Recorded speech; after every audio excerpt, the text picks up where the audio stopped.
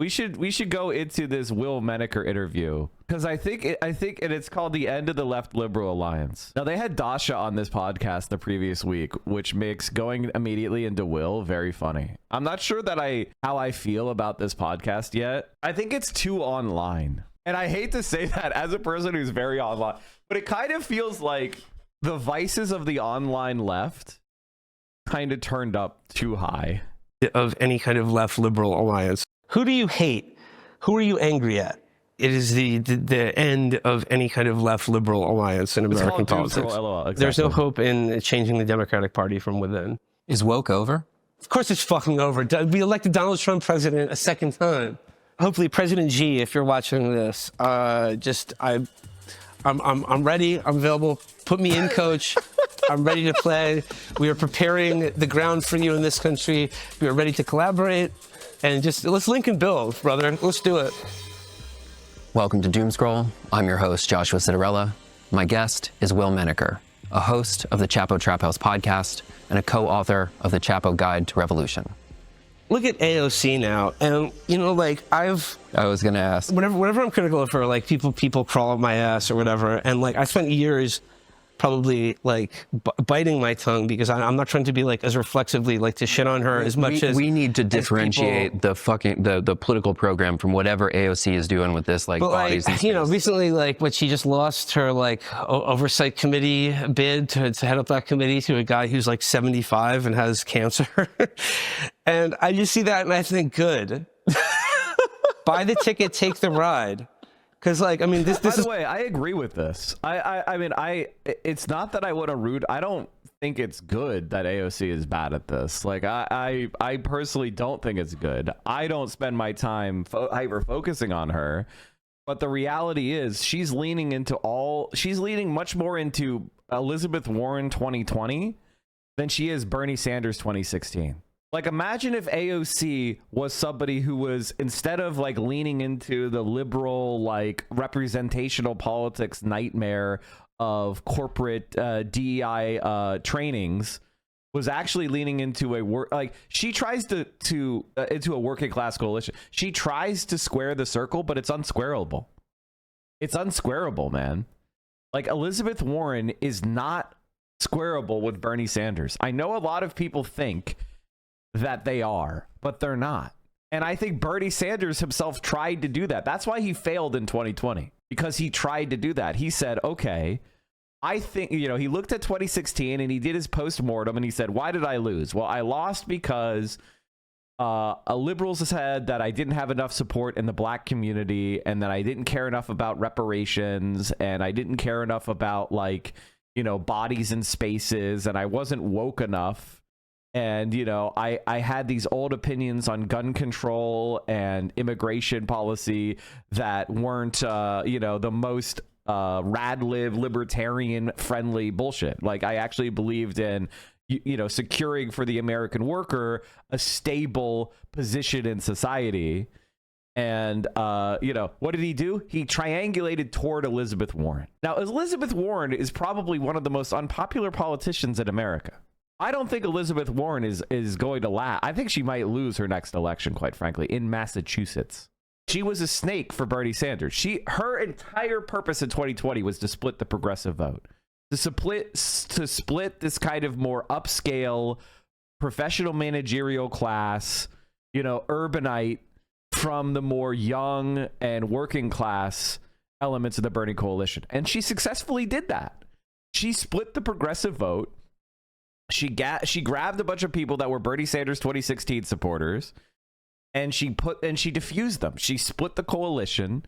She prevented Bernie Sanders from winning pluralities in the Super Tuesday election, and helped Biden win pluralities in Super Tuesday elections in multiple states, like Texas, like Massachusetts itself. So the reality is that, as AOC is like the ceasefire thing. They're working tirelessly for a ceasefire. Joe Biden should stay in the race. What the fuck was that? Who was saying that? The only people that were saying that were the people that were in the professional, managerial, nonprofit classes in DC and maybe New York and maybe LA. It was a lie, and everybody knew it. I knew it at the time. You knew it at the time. And I've continued to try to be nice to AOC and be like, okay, you know, she's not the problem, but she's not the solution at this point. And it's not because I want to attack her. It's not because I'm deranged. It's that the decisions she's making of orienting herself more as this like, oh, why won't you support me for leadership? It's because, and here's what she doesn't seem to understand. Her positions are unacceptable to the Democratic Party. Her belief in single payer healthcare, her belief in a Green New Deal, those are unacceptable. She could do everything right. She could be a good team player. She could do everything to help the Democrats, even when they're way to her right wing. The fact that she holds any left wing positions is anathema to the Democratic Party. She will never be allowed to rise. This is a difficult thing to people who only know fascism as Nazism as one-to-one with the German example. Like now, Elon apologists say you can't call him a Zionist supporter of fascists. But the point is, fascism is not inherently anti-Semitic. Fascism targets a domestic other. And unfortunately, as a diaspora in Europe, Jewish populations were a universal other for centuries. But in other places like Imperial Japan, the US, Israel, their fascist organizations target a different local other. Well, exactly. And in fact, you know, Zionism is perfectly compatible with anti-Semitism because Zionism is a settler colonial project. And how do you do a settler colonial project? You need settlers. Well, if anti-Semitism is raging in the world, Jewish people are going to flee the countries where they're oppressed to a place where they feel protected.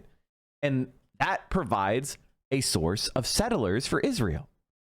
So they have, you know, it's a balancing act for Israel because they, at the one hand, they need to maintain influence within Western society, but on the other hand, they want to create a certain kind of like anti-Semitic pull to Israel as a refuge for Jewish people.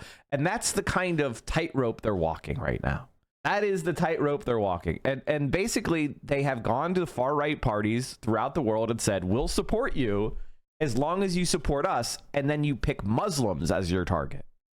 You know, what is the German far right targeting now? Are they targeting Jews? No, they're targeting Muslims. And so Zionism and far right Zionism, supported by Benjamin Netanyahu, goes to the far right and says, okay, fine. You support Israel. We'll kill Muslims for you. We'll say that you're not hateful. We'll protect you from the analogies to Nazism. And a lot of people, quite frankly, don't think of fascism as politics. They think of Nazis as cartoon villains. They think of Nazis like the black blob of hate on, you know, first season of Star Trek, The Next Generation. They think of Nazis as like caricatures. They don't see them as an actual political movement that had arguments. One of the things that I found really fascinating was, you guys know how Hitler's speeches have been started to get translated by AI? And so many people have been like, wow, I never heard it was just scary German. I never heard any of the arguments. I think Joe Rogan might have even said that. And I have to admit, I get angry at the internet quite a bit. I'm not going to lie. I get angry at the internet quite a bit. There's no doubt about that because the stupidity is virulent on the internet. But my reaction to hearing that was, wait a minute, you don't know what the Nazis believed? You don't know the Nazi arguments? You never were curious what made them do what they do? You never tried to understand it? You never tried to understand what World War II was about? Like, what? I was shocked. I remember when I first learned about Nazis when I was like, I don't know, 10 or something, or even younger. I was like, what? They were psychos. Why did they do what they do? What did they believe? And why? And I understood it. And I was like, oh, this is a collection of ideas. And they're cockamamie bullshit. And so I knew what their ideas were, and I knew why their ideas were wrong. And I knew that implementing their ideas led to World War II, led to the disaster of the Holocaust. And so anytime I saw ideas that were similar to Nazi ideals, I was like, no fucking way. Those are terrible ideas. We've seen this game before. I could detect it. It's almost like Americans are trained not to detect Nazism. And the reason why that is because the United States allies with fascist movements around the world. It's just that simple. And so the United States doesn't want you to be able to identify and target Nazism because If you do, if you become aware, you'll be able to disrupt what the American state is trying to do in foreign policy. Conservatives have a very childish understanding of the world. The poor are lazy, Muslims are hateful and violent, the Nazis were born evil, and America is all good and justified. Well, yeah, I mean, obviously, it's you have to understand this about conservatives, and I don't say this to be an asshole. I say this to be truthful, which is conservatives are people who generally have less cognitive ability. Now, there's a variety of reasons why conservatives in a general sense are dumber. But conservatives, because they have less mental horsepower, they have to economize. And bigotry is an economization of intellectual energy. You put people into boxes and you can process how to react to them very quickly. I mean, this is just a fact, and it's well studied. I would only agree if we're talking about poor conservatives. Rich conservatives know what they are doing. Yeah, I call this the evil ignorant or evil/stupid categorization about conservatives. A conservative is always one of two things, and sometimes both: ignorant or evil. Right? I'm using "or" in the philosophic sense of and or. Right? Like they're evil or they're stupid. And so, like, somebody like Ben Shapiro, I don't think is a stupid person. He's an evil bastard, and he knows he's lying, and he has contempt for humanity, right? He has contempt for the hoi polloi. He thinks lying to the hoi polloi is justified because they're inferior. And so if he tricks them into supporting policies that will go against their interest, that's good because they deserve it, because they're inferior. That's why conservatives hate the left so much, because the left represents an existential threat to their project, right? Because if you start thinking like what is the left? The left basically wants you to think about the world like this, that there's the haves and there are the have-nots. And society is controlled by the haves, and they exploit the have-nots, and all value in the world is produced by workers. And our system discourages and exploits the worker, and it makes our lives and the world worse. And it gives to an undeserving elite called capitalists, right? Capitalists are simply parasites on the body politic and on the economy, and they don't serve a useful function. And humanity is subjugated to this system, and it needs to be liberated, right? So if you look at the world, by the way, you can look at the world like a leftist and be on the right. You know who does that? Capitalists. I mean, Warren Buffett put it very simple. He said, there's a class war and my class is winning. Like, they know, like, they look at the world the same way I do, but they're like, I'm a capitalist. I agree with Mike. We need to shut Mike up because we don't want the dumb proles to think about the world the same way. This is what you wanted. This is what you wanted. So, like, I mean, and yeah, it was her on stage of the DNC saying they're working tirelessly for a ceasefire. Give me a fucking break. That to me was like that. That was. I mean, like it's just like I rooted for her when she first got in office.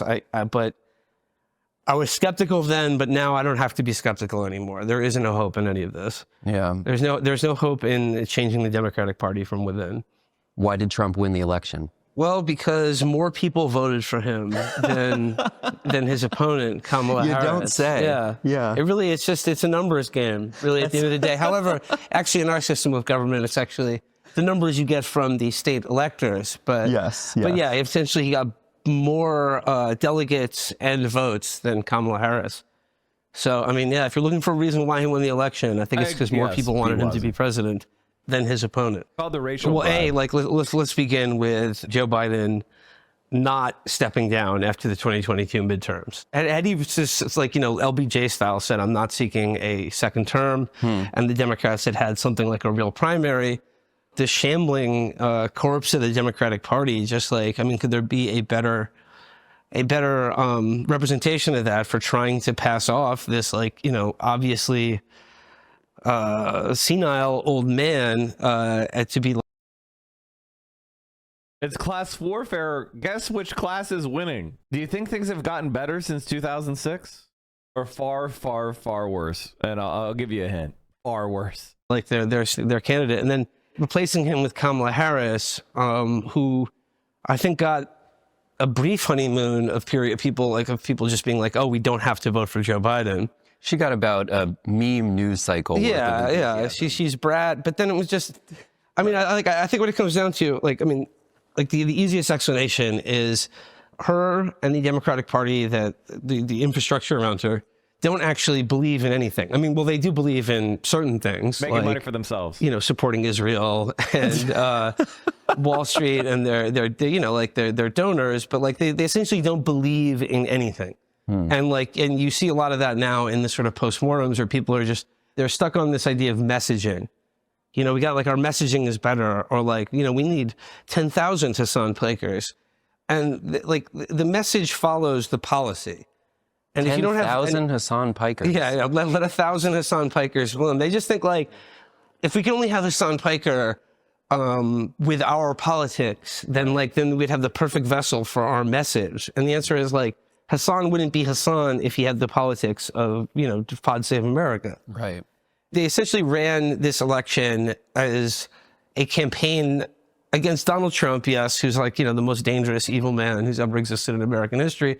But they really did also run a campaign against their own base. And they ran a campaign to essentially demoralize their own base on behalf of this an imaginary tranche of voters that existed on their spreadsheets.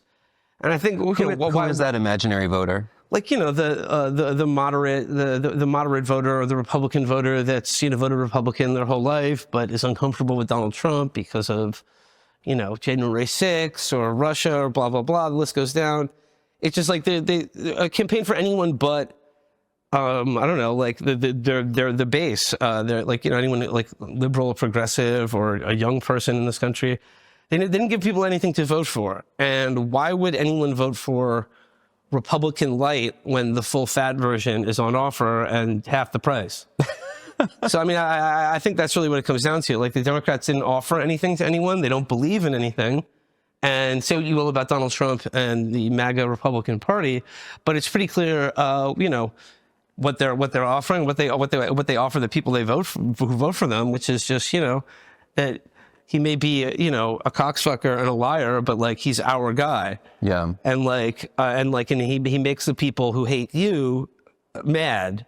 Right. And he wins. So, and the other thing is that having already been president once, the idea that he represents the end of democracy, or that he's an American Hitler or something, it just, whether that's true or not remains to be seen. But to sell it to the voters, I don't think it has the same cachet, because he's already been president for 4 years. Right. He didn't do I really do think that it's the Democratic Party is Jover. That's a really good line. Republican Light versus full fat version at half the price. Exactly right. I just think the Democratic Party is over. It doesn't make sense. Under the logic of our society, it doesn't make sense. There's no compelling argument for it. If you believe in anything, you can't support the Democratic Party anymore. It just doesn't make sense. It has to go. People hate it. It's despised. It doesn't have a real path to power. It's like a party that has at best 35% of the electorate. It can't win. Look at the Senate. The Democrats, if they win every single swing state senator, it's not enough. They have to win every single swing election, and it's not enough because the filibuster exists. They can't do anything. If the Democrats win the House, they win the Senate and the White House, and they let the filibuster exist, they can't do anything. They can't legislate. So all the Democratic Party is a slowly spiraling failure of a party. And does anybody think anyone cares about the filibuster? Does anybody think the filibuster is something anybody gives a shit about? No. But the Democrats are dead set on upholding it. There is a good argument that the Democratic name itself garners sways of brain-dead legacy voters across regions and demographics. No, I agree with that. My buddy sent me a Starkey, Texas warning saying Palestine is going to be free anytime. There's a ceasefire in Gaza. There's a ceasefire in Gaza right now that Donald Trump got. What is he trying to say? I mean, Joe Biden could have gotten that ceasefire 9 months ago if he wanted. You can't use Gaza to argue against Trump. Like, of all the things you could want to argue, if you want to argue against Trump, there's like 8 other issues you could use that would be very compelling and hard to argue with. But Gaza is the only one where it's like, Joe Biden would have done the same exact shit. Just shut the fuck about Gaza. You didn't care about Gaza, and that led to Donald Trump winning. Just stop bringing it up. The Democrat Party has become a fundraising grift. They raise money, they funnel that money to friends and donors while running, and they have no intention to actually win or rule. It's just to raise money. Yes. How does the left make the final push to completely topple the Dems? The answer to that is there needs to be a number of former Democrats that abandon the party. I think that 2026, after the 2026 election, is the best time to do it. Maybe, because the reality is the Democratic Party is not going to win power. The left liberal alliance is not, and it was never an alliance. It was never an alliance. An alliance means that both parties give and take. What was the give from the liberals? All the so-called left liberal alliance is bend the knee, shut the fuck up, lie about Joe Biden, and we're going to try to defeat you every single primary. But when we fail, we're going to count on your vote for our terrible fucking policies. There was not even an alliance in the first place. And then when the libs are defeated, they're going to blame the left. Oh, I can't believe you're part of my coalition. That's why people hate me. And it's like, what's the point of this anymore? A horrible genocide in the first term. So maybe that's not going to happen in the second. No, yeah, exactly. Well, actually, it is going to happen in the second, but not here. Well, unfortunately, it was Joe Biden who did that in his first term in office. The two-party system has just people are just sick of it. People are tired of politics. And Donald Trump is entertaining. He's the guy on TV. And if he's your guy, you get to see him on TV and you get to see him winning and winding up the people you hate. Right. And, it just comes back to like Kamala Harris and the Democrats. Like, who do you hate? Who are you angry at? They're angry at Donald Trump, but I don't think that like a guy who's already been president and like outside of the, committed MSNBC watchers, I just don't think that it's a force that really the people connect to too much in their daily lives. There's also margins among, as you mentioned, the traditional constituencies of the Democratic Party, of young people, people of color, the working class. Just like here in New York City, just like at Queens. They're all leaning more and more red. The only group that actually broke for Kamala more this election than last election was old white people. Really? Yeah. Was older white people. And that was who their message was for. Wow. So I guess it worked in that regard. Yeah. But in doing that, they happened to alienate just about everyone else in the country. Right. There's talk of political realignment, as people describe it. I have some skepticism towards this. There's the emergence of what people call the new right, this GOP support for labor.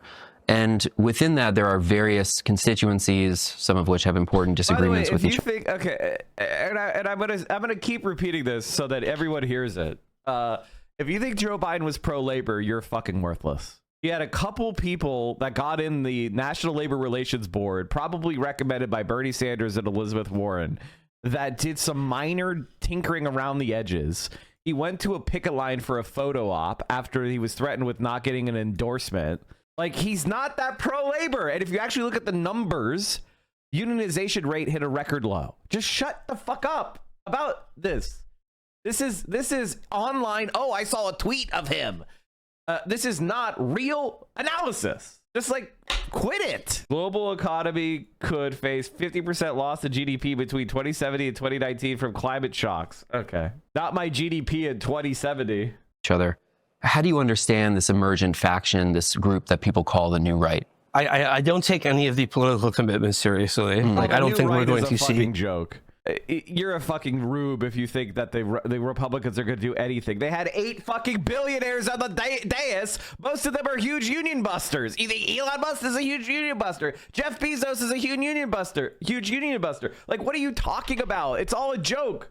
It's a rube. It's for rubes. It's for right-wing conservatives to be like, see, they care about the working man. It's all posturing, but those dumb fucks aren't going to go and read the policies. The policies are coming from the Heritage Foundation. The policies are coming from the most fetid swamps of DC. These are not working. If you believe in the populist right at this point, honestly, I have a really important organization that I think you should donate to. It's called My Bank Account, and I guarantee a 2-to-1 return if you give me all your money. A new right that is, let's say, opposed to American empire or for the working class outside of, their political branding.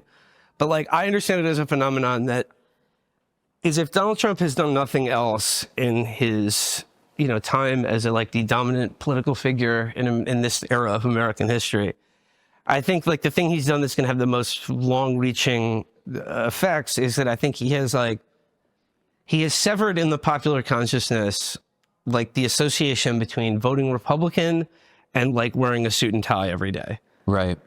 I want to use this term carefully. Like, there's a countercultural element to voting Republican now, that it's like, they can metabolize any kind of weird contradictory beliefs that happens to be like how most voters in this country think. And I just think like, to the new right, to the extent that it exists at all, I mean, it's the old right. It's just like the same political commitments and obsessions. But like, I think they've managed to, through Donald Trump, like rebrand into a kind of, slobs versus snobs thing, or like I said, just like he made it okay to be weird. He made it okay to be weird and vote Republican. We're around the same age. The political realignment, so to speak, if this is indeed happening, corresponds to a shift in the priorities and values of the Democratic Party. How do you understand that shift within, let's say, the past 40 years of what happened to the Democrats, what they represented more so in the 1980s versus 2020, for example? I think the Democrats have basically represented the same thing as long as I've been alive. I don't think there's been any big shift there. I just think people are finding that it's entirely lacking. I think they represent capital and empire, and in fact, more efficiently than the right wing does in a lot of ways. I mean, I think they stand for their donors. They stand for Wall Street, and they stand for, American military empire. And I mean, like, I don't really know what's changed in terms of, I mean, maybe just like the language they use. Maybe like, post 2016, they talk about bodies and spaces and privilege and representation. But like what they stand for and who they represent, same with the Republican Party. I don't see much. I just see like the characters that we see on TV has changed, and maybe the branding has shifted. But like, I mean, I see both political parties essentially, basically representing the same interests they did when I was born. The New Deal was the dominant paradigm for most of the 20th century. And I think like that changed in the late 70s, where it was just like, it used to be that like, even if you were a Republican president or had a Republican Congress, they were still operating basically under the assumption that there was, I don't think there was a Republican Congress in the 70s at all. Like, people for the long time, everyone puts this like idea. Republicans never controlled Congress at all the entire decade of the 70s. It was completely under the Democrats the entire time. Like, this is the thing. People don't really understand just how much the New Deal fucked the Republicans. Like, they don't understand that the Republicans basically had a trifecta for like maybe 2 years, from 1932 until 1994.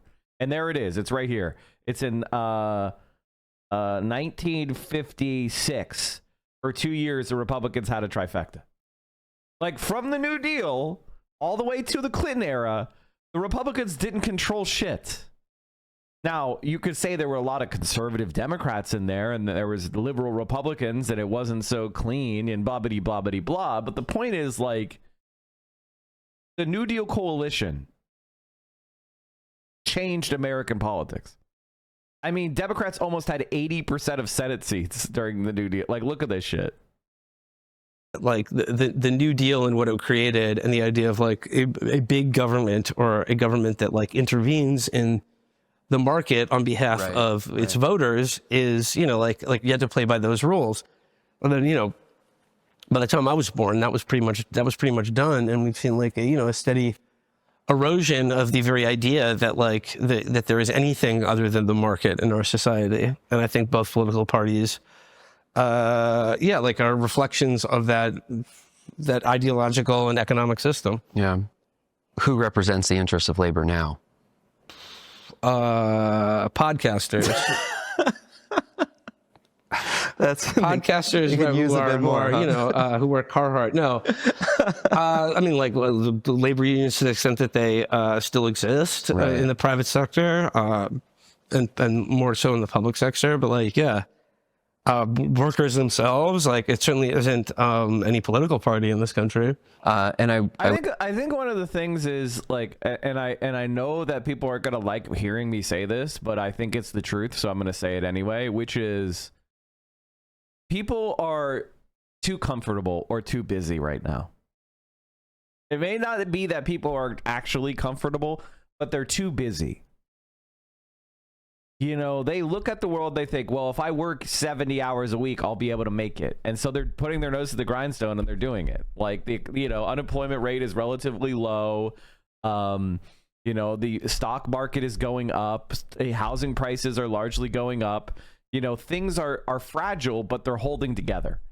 If and only if there is an economic contraction, will people start being shaken out of their conformity to the system. That's the reality. Is like, I'm not saying we need to wait for a crisis, because what we need to do is set up the institutions.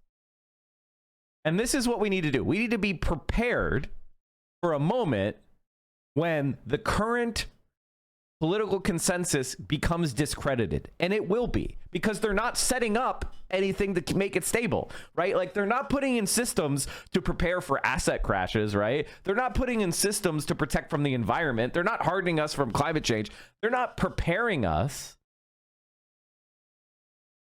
And even if they were, the systems are not strong enough.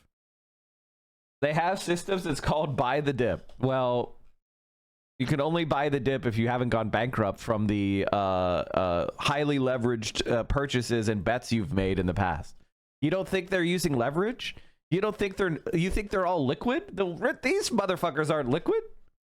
imagine that you have very little faith in Trump actually governing as a populist in any capacity. Well, he still could surprise you. Look at his cabinet picks. They're all very strange, wild, and they really might surprise you. He's kind of thrown us off the scent a little bit here. There's things zigzagging across the spectrum. There is not. This is dope shit. This is legitimately, like, this is my problem with like the doom scroll podcast and like these kind of like post left people, or more accurately to call them post dirtbag left. Like, I really, really sympathize with these people. I do. I do sympathize with them a lot. But I think they're entirely too much. They're too much what they criticize. You know what I mean? Like, this guy is a motherfucking like PhD and navel gazing about the professional managerial class. That's and the people that are online. Bro, that's you. Like, you're not a worker. You're not in, like, legitimately, you are part of like the class that it's kind of a form of cosmopolitan self-loathing. You know what I mean? Which is very, very liberal. I'm not gonna lie. And like, my feeling on this is as sympathetic as I am to them, and I agree with like a lot of substantive things. And this is why I'm kind of a singular person on the internet, because my autism doesn't allow me to conform to dumb bullshit. And so, everyone says some dumb bullshit from time to time. I don't just let it go. I just disagree, right? Like, when I hear dumb bullshit from someone, I'm like, nah, that kind of sounds stupid.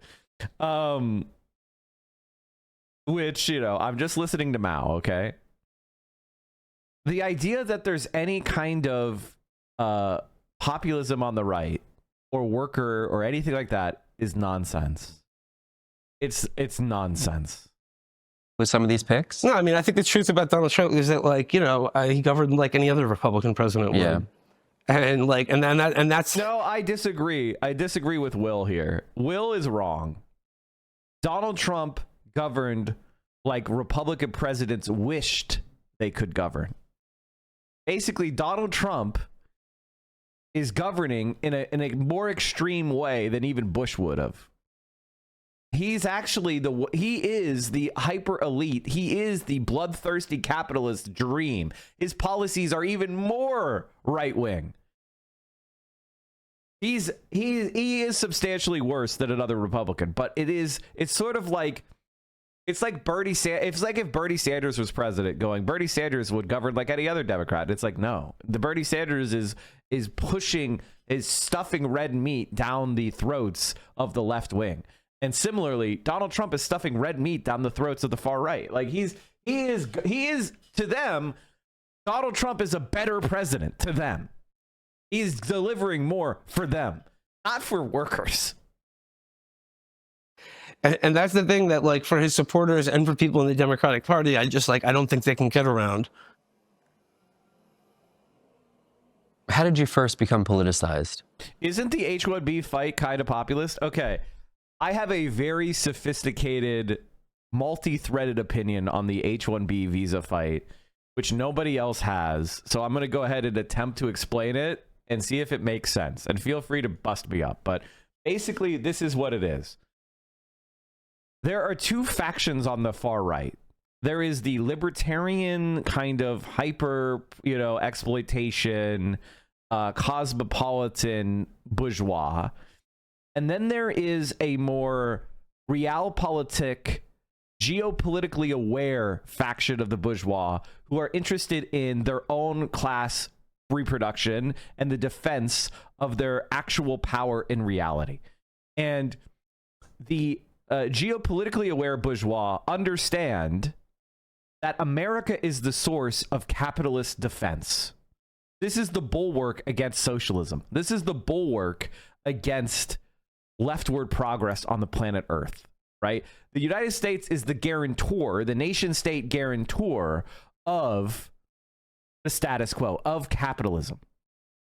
And they understand that in order for the United States of America to maintain its relative strength, it cannot be hollowed out and fully exploited like the libertarian bourgeois want to do.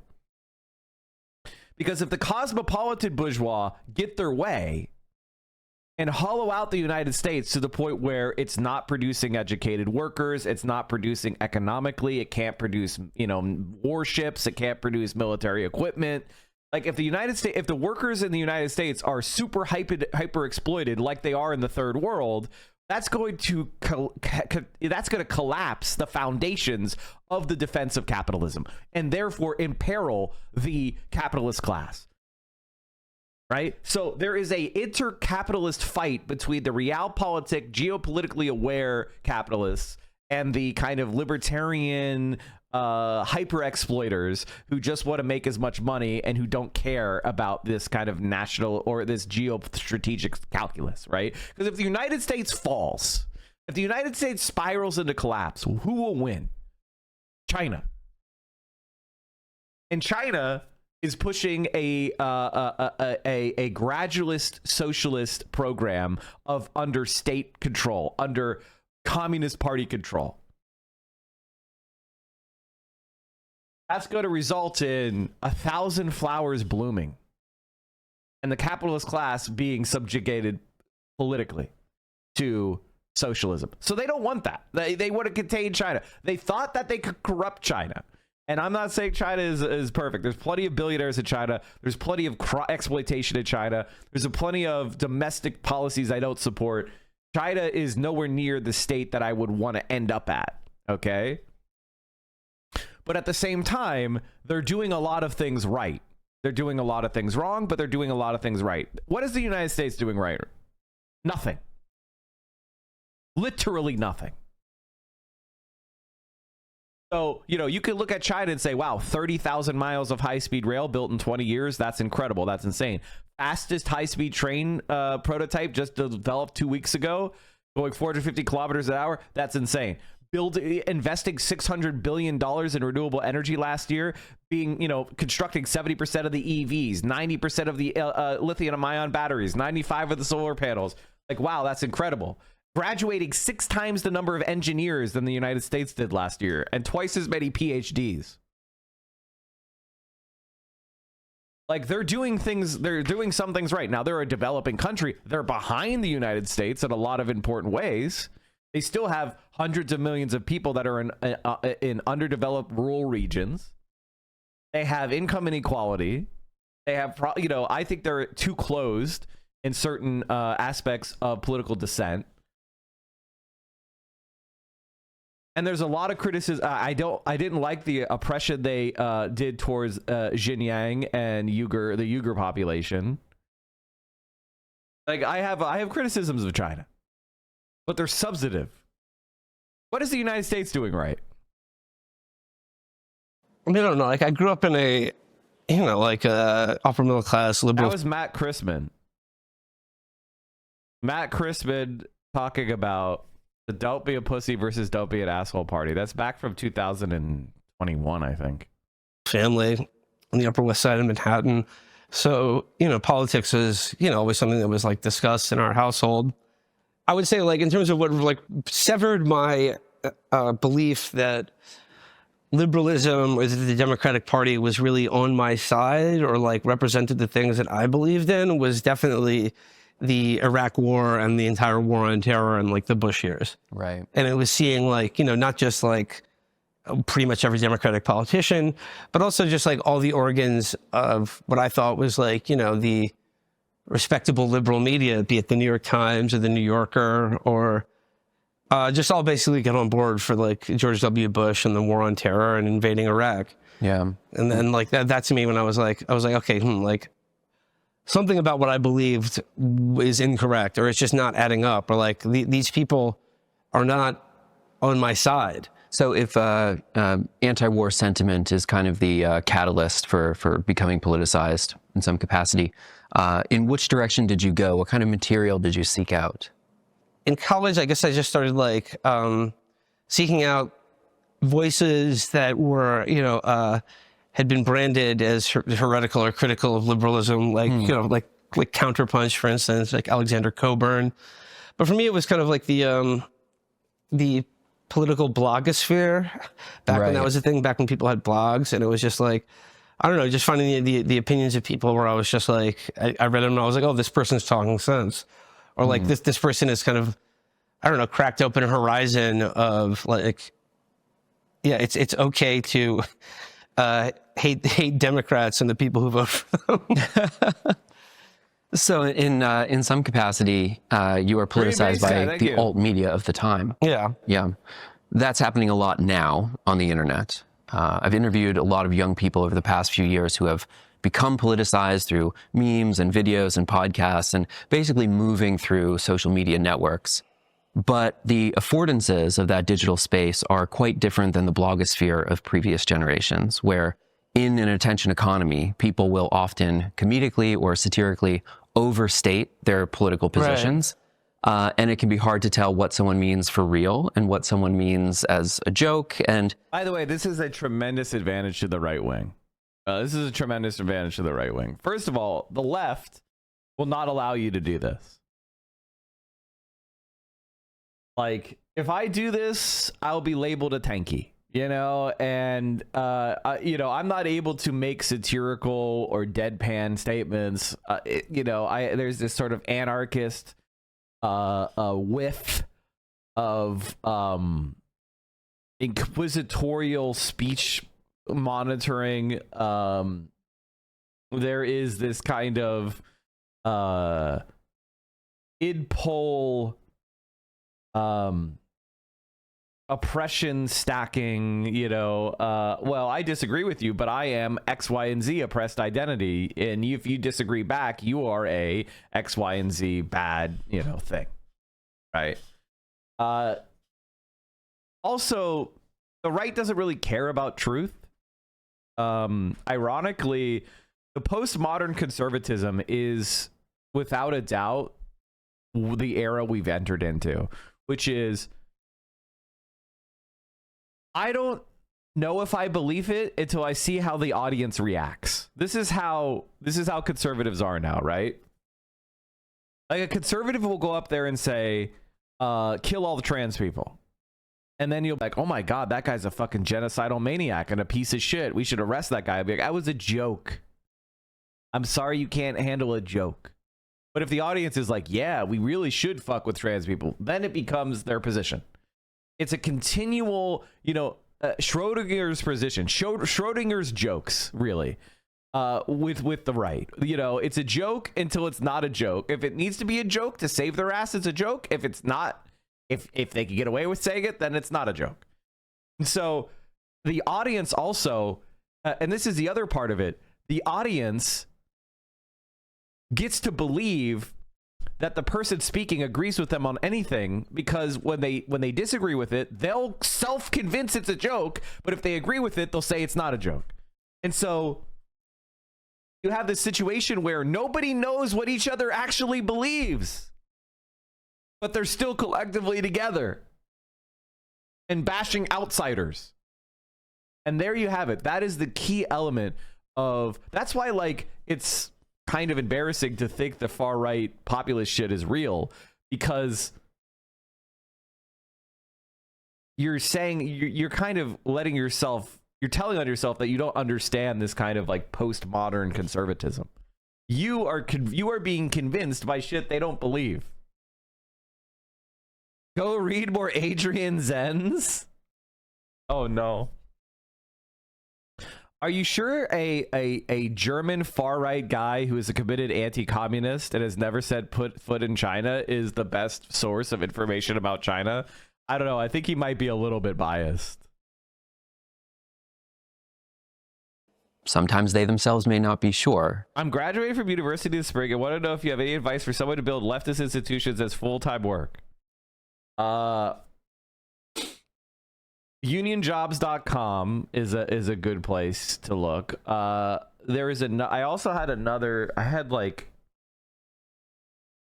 fuck, I can't remember. I had another job posting thing I used to know about. I can't remember it right now off the top of my head. But I would highly suggest that you would look for positions there. Entry level stuff is pretty good. Unionjobs.com. It's not very complicated.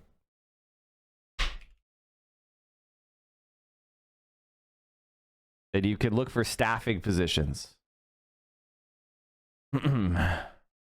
These are usually if that's what you're interested in. And it's sorted by, it's sorted by organization, but also by geographic region. You can go to geographic links as well, You go to whatever state. Say you're in Pennsylvania, and be like, what jobs are available? You got the American Association of University Professors. You have the Rutgers Council of AAUP chapters. You have the American Federation of Teachers. You have the Carpenter Contractor Alliance of Metropolitan New York. You got the Climate Jobs National Resource Center, the International Brotherhood of Teamsters, the Keystone Research. So this is just like, jobs in Pennsylvania. There you go. Anyway, there you have it. What do you do if you unionize to just close all the warehouses? Well, I mean, that kind of shows you, that's actually a really good question. The answer is they can't close some of them. Like, the answer is they're not, it's not able to just close all the Amazon warehouses, right? That's why I don't think organizing based on warehouse by warehouse is a good strategy. Because they can just, it's the same thing with unionizing Walmart. They have it's the same problem. When you unionize something in Walmart, they just stop doing it. For a long time, they unionized, Walmart unionized butchers, and then they stopped doing butchery in Walmart. They just shut down the whole division. It's what you're really saying is, Mike, our labor laws are really bad and can be exploited. Yeah, no shit. Why do you think I was pushing for labor law reform? How do you understand this media ecosystem? When do you think that someone needs to be taken seriously? When do you write something off as a joke? How do you parse this media landscape? I mean, obviously, this is something I'm guilty of as well. So let me examine myself for the minute. obviously like humor and like through the guise of like irony or hyperbole sometimes is just simply how I kind of understand the world and can kind of metabolize it and communicate what I think to be true about it. That being said, like if someone's not, you know, for like to a mass audience, I kind of feel like if someone's not in on the joke or like, you know, kind of fluent in the lingua franca of kind of like online politics or humor, like then that does become a question about like, you know, what do you actually believe, or like, should I take this seriously, or are you just trying to wind people up for attention? Yeah. I think something is worthy of being taken seriously if you think it's funny. Like I think if something is genuinely funny to you, or I think that's worthy of considering like what the serious thought behind it is, or if there is any serious thought behind it. Yeah. Usually humor, like when you're talking about politics, like, you know, it's like racial humor, for example. Like, why is racial humor funny to people? Like, this is actually something that I think we need to be able to explain. Like, why is it funny to make a joke to people? I'm not saying it's funny to me. I'm just saying in general. Why do people find it funny to do racial humor, right? Why is it funny to make fun of white people? Why is it funny, you know, and say that mayo is too spicy? Why is it funny to, you know, say cracker? Like, you know, those are safe topics for the left, right? What makes that funny, you know? And the answer is there's certain assumptions that are being played with. And, you know, there are stereotypes. There are tensions with what's considered polite and kind of this hegemonic liberal belief of colorblindness. And then there's our actual lived experience and the dissonance between that, right?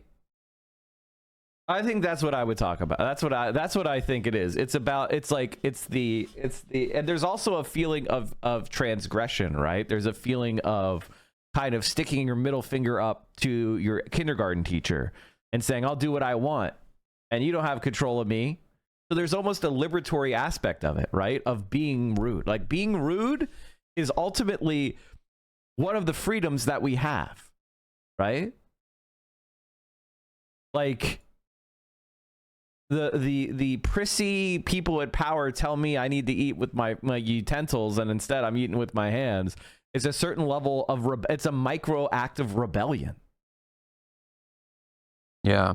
Whether it's, you know, art or politics, I think like part of becoming, I don't know, like a mature or sort of self-confident in one's own beliefs is the ability to credit one's own like sense of taste and opinion. And I think like learning to do that is I think important, or it's like, you know, I think it's what we should all aspire to, or like I would hope, like in terms of like if what I've done has like inspired other people, I hope it's along those lines. But like the thing is, if I agree with something, I think I take the person saying it and what's being said seriously. And if I don't, I don't. And like then I think it's just up to, like I said, your own internal ideological or moral compass to figure out for yourself what people and ideas are worthy of taking seriously. Well, it's impossible to mistake that a lot of the alt media ecosystem is dominated by comedians, like literal stand-up comedians, right? And there's some truth to this, that comedians can say truths that the rest of society can't. You know, a lot of these people are not like proper capital J journalists that went to journalism school. And there's something about like this approach and being able to satirize, you know, the kind of absurdities of our contemporary culture that resonates with a lot of people. Is that, though, a better way for people to become politicized compared to the maybe zines and blogs of the past? When I used to work in the publishing industry, when I was an assistant editor, and I had to read like, you know, manuscript submissions and determine like, do I want to bring this to an editorial board? Do I want to tell my boss that this is worthy of taking a look at?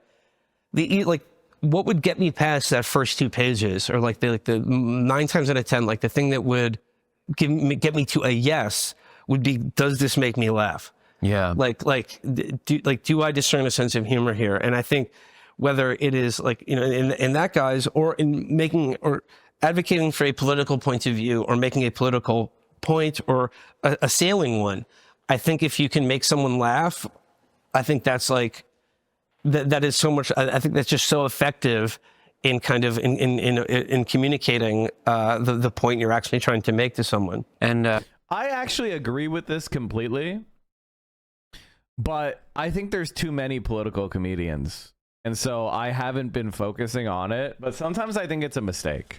Sometimes I think it's a mistake because I feel like what's missing in the left is anger. That's what attracted me to Bernie Sanders, to be honest. What attracted me to Bernie Sanders is that the world's fucked up and he seems pissed off about it. And like, what I don't think it's fun. Like, oftentimes I'm watching like political comedy and I'll say like, what's the joke? You know, why are you laughing right now? And it's like, you should be angry right now, not laughing. And I think one of the problems I have with this as a theory is like, yes, making people laugh is a good way to bring them in, no doubt about that, and I think that's important, and I agree with it. But the problem with it is I think of laughing as a little bit of catharsis. I think of laughing as a disarming experience. Like, nobody laughs and then, you know, picks up a Molotov cocktail. You know what I mean? Like, you know, it is, you laugh and you feel this emotional, it's like, it gives you this burst of dopamine. It's pleasurable. You're not going to go into a battle, you know, listening to a comedy podcast. You know what I mean? Like, and I feel like it undermines, in a certain important sense, the one of the key elements of organizing, which is agitation. I need you to be agitated in order for you to be aggressive. I don't want you to be laughing and chilling. And sometimes people be like, you know, like, let's distinguish this from Joker laughs, okay? I'm talking about belly laughs. I'm talking about the laughs that you have of good humor, of fun, right? And I think what ends up happening is a lot of people end up focusing on the humor part and the laughing part, as opposed to the political and education and engagement part. And it's sort of, you know, it's like, it's why, you know, I like Chapo Trap House. I still do. But I have to say, like, now that Matt is gone, I don't like it that much. Like, it's almost paradoxical. It's like, when Matt Crispin was around, Felix's humor was good. It was the sugar that made the medicine go down. But without Matt, oftentimes listening to Chapo is just having a big spoonful. Like, have you ever just like taken a big spoonful of sugar and eaten it? It's like, I miss the medicine. I miss the medicine. I miss having something that wasn't just cotton candy. Sure, in the moment, like, you could enjoy the flavor of the sweet, but it melts away, it melts into air, and you end up with nothing. And that's like kind of my issue with these comedy, like, and you know, it's, but I get it. It's like, people aren't like me. Like, I like my Brussels sprouts, you know? A lot of people don't. So I've been trying to put balsamic glaze on my roasted Brussels sprouts just to make it a little bit more palatable for all of you. You know what I mean? You get what I'm saying? Felix's irony poisoned humor bounced off Matt's concrete analysis so much better. Yeah, I mean, personally. And I love Matt Crispin, and I hope he keeps, you know, coming back, and I hope his recovery continues and his confidence keeps building.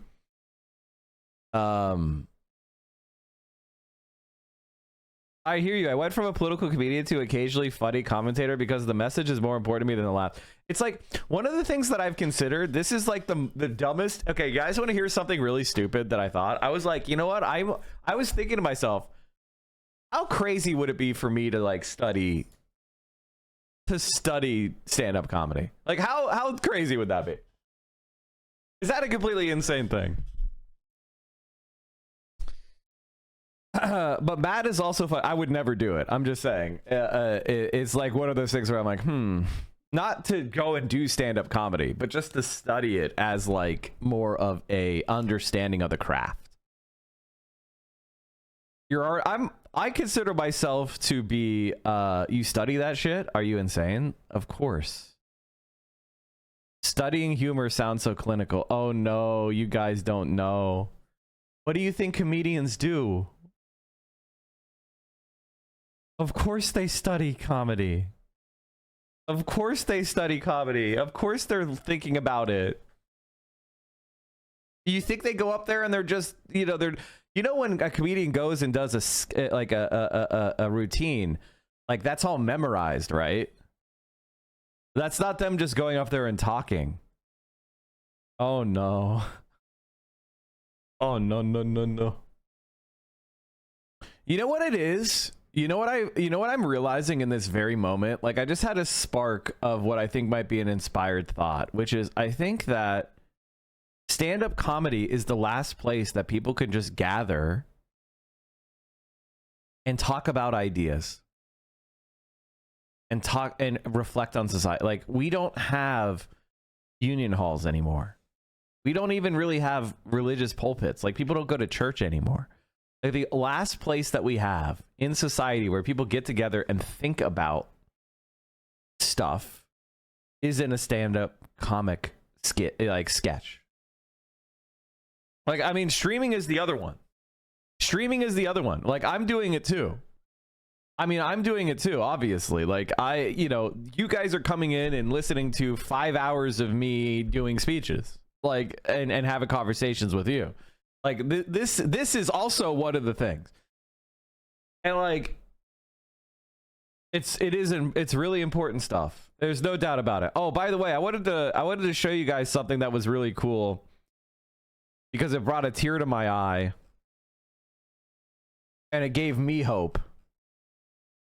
People in Mexico have already received cataract surgery thanks to Claudia Sheinbaum's new plan, Seeing for Mexico, which aims to provide free surgeries to over 760,000 elders.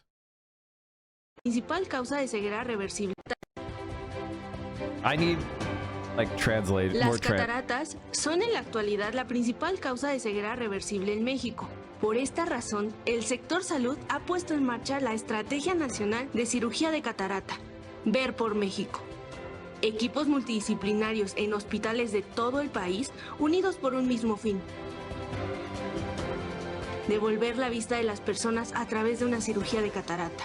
Intervenciones que les permitirán volver a distinguir los colores del mundo, devolviéndoles su autonomía y calidad de vida.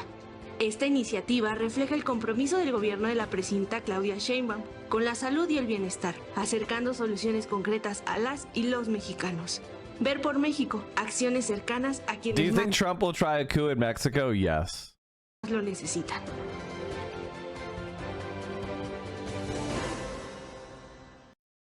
Mike, I believe you're critical of the idea of third spaces. No, I'm not. I mean, here's my thought on third spaces.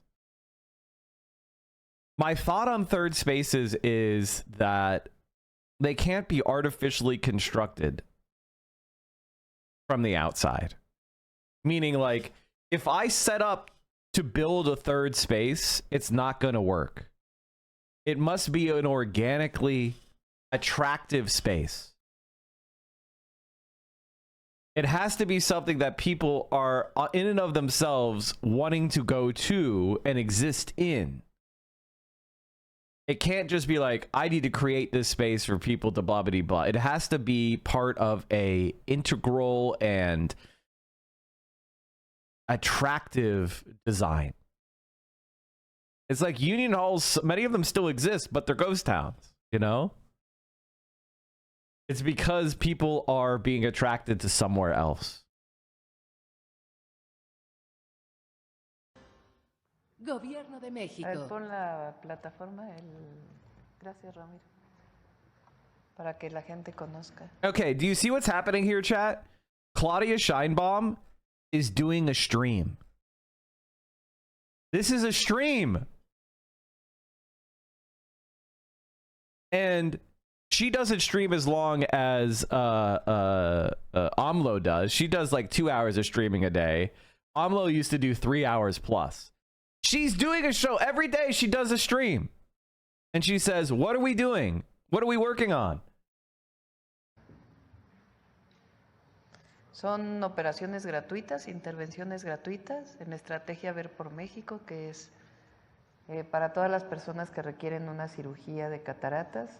cataratas.atdt.gov.mx para que puedan acceder a su cirugía de manera gratuita, trabajado por especialistas. And by the way, this is really good for a variety of reasons. One, it lets you get your message directly to the people without letting the centrist corporate liars spin things and editorially remove stuff they don't want people to see. Two, it forces her to become a good speech giver. It forces her to be capable of communicating. It allows, the other thing is, three, it lets her test out different messages. What messages are hitting? What messages aren't hitting? She gets instant feedback. And four, you get to connect people with the fucking leader in a way where they respect her, they listen to her, they're used to her voice. She's not just some mysterious person that other people create stories about. It's a person that you know. At least you think you do. And so this is the type of shit I'm talking about. This is the type of stuff you need to do. Now, the other side of it is there's going to be clip chimps. You know, there's going to be people that try to take things out of context. There's going to be, you know, so you have to be tight. And somebody said she's like Mr. Beast. She's like 760 Mr. Beasts. 760 Mr. Beasts. And that's the power of a state, by the way. If you don't mind me bragging, Thailand has public housing policy now. That means they created universal health care, legalized weed, legalized gay marriage by passing a law, and have reformed housing policy in 20 years, while America has technically done none of that. And we had to deal with 2 military coups during that time. The Housing for Thais project. Yeah, this is really cool. Claudia is also building 1 million homes as well. Which of the two candidates we had in 2024 made more people laugh? Well, Donald. Well, I mean, I don't know. Actually, that's hard to say because Donald Trump is a more like a consciously funny person than Kamala Harris, and like, you know, I mean, I think it's like probably his most effective political skill is just his ability to, you know, riff more or less unscripted for hours at a time. I mean, shit. I remember back when we went to CPAC years ago and saw him speak at the Gaylord Convention Center, and he went out there and just talked for like 2.5 hours. I couldn't believe it. Like just solo talking. And, you know, obviously like the absurdity of it is also like, you know, like to the point you're making earlier, like it's a question of like, how seriously should I take this? Yeah. And like, and the absurdity of him and his humor, I think like, it scrambles people's circuits in terms of like, oh, like he's not really serious about that, or it's part of the spectacle. It's just he's a funny character on TV, and when we see someone we like on TV and on a TV show, we don't worry, you know, are they going to start World War III tomorrow? In 2018, you wrote a book, The Chapo Guide to Revolution. To briefly kind of summarize the vision that's proposed in that book, this advocates for a 3 to 4 day work week, universal basic services, starting with single payer healthcare, something that I would describe as social democracy within the limits of climate change and the existing carbon budget. Most people approach this political program as being the product of running an insurgent campaign within the institution of the Democratic Party. How do you feel about that 6 years later? There is no insurgent campaign. The insurgents have been defeated. The surge worked. Right. The surge worked. And like, you know, if this last year has proven anything conclusively, it is the end of any kind of left liberal alliance in American politics. And we're like, you know, this is objectively true. And by the way, I was one of the last people that were like, listen, we got to make, calculated decisions. And then a genocide was happening. And I was saying, hello? Hey, liberals, this is against what you say you believe, liberals. This isn't me and my crazy leftism. This is something you supposedly believe in. International law, the United Nations, human universals, national nation state treaties. Like, what happened? What happened? And they went all in on it. And they said, you're going to stop voting for the Democrats just because of a genocide? How unreasonable can you get, guys, huh?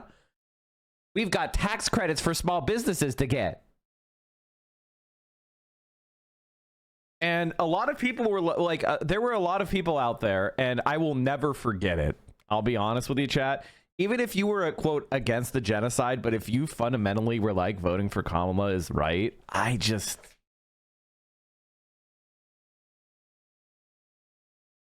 think you were wrong in a really fundamental way. Or if you want to still pursue that, God bless you, but like don't have any illusions about it, because they spent the last year doing a Holocaust in front of everyone's eyes, and have basically would rather lose an election than not do that. So I mean, and we saw what happened in 2020. It's just like and I just have to go back to the messaging follows the policy. Yeah. And lead with policy. I think start with universal health care, or at least Medicare for all. There are any number of popular and good policies that I think the thing is you actually have to believe in. So you have to actually believe in it. The skepticism of AOC, you said you were that's biting. like the thing, like Kamala Harris, one of the arguments that people made for Kamala Harris is that according to this, to her first 2 years in the Senate, she was to the left of Bernie Sanders. And you're like, what? What does that mean? Kamala Harris is to the left of Bernie Sanders? Does anybody think that's true now? Does anybody in the chat think that Kamala Harris is to the left of Bernie Sanders? Thank you, Felonious Monk. But it was literally said in my chat. And I was like, you can't be serious. She supports Medicare for all, doesn't she? It's like, well, if you look at her plan, it was a 10-year phase-in. That is the dumbest thing I've ever heard. You're gonna give the health insurance industry 10 years to attack your phase-in? You're gonna have half the country not in Medicare for all, listening to 10 years of billionaire propaganda? Are you insane? That'll never work. And then she eventually dumped that completely when she ran for president herself. The idea that Kamala Harris was was just as progressive as Bernie Sanders was the 2020 argument for her. She's just as progressive as Bernie Sanders, but she's a black woman, you racist. Why do you want to push an old white man on us, you racist? She's just as progressive as Bernie, if not more. And it was laughably stupid, but it was a talking point you heard constantly. Your tongue before. How far back does that go? Is there a certain event that comes to mind when you became more skeptical of her positions? I remember being impressed by her win, and I was just like, well, better have her there. Sure, yeah. And because someone who has sort of a bit of national profile and could articulate, for instance, I think a politics that was in opposition to the mainstream currents of the Democratic Party, and could begin being like an adversary. But be an adversary that couldn't be easily dismissed because she has, such a safe seat and also enough national profile that if she says something, the media will follow it. And that but I guess my skepticism came from my larger skepticism of the idea that you can change the Democratic Party by voting for them. When you reflect on the Biden administration, I have immense criticisms of them, but I'm also willing to concede that in terms of serving the interests of labor, the Biden administration was a historic anomaly, at least in my lifetime. And there's also some legislation that is an important departure from neoliberalism. I voted for PSL. Infrastructure Act. I voted for Democrats down ballot for the most part, but I voted for PSL for president.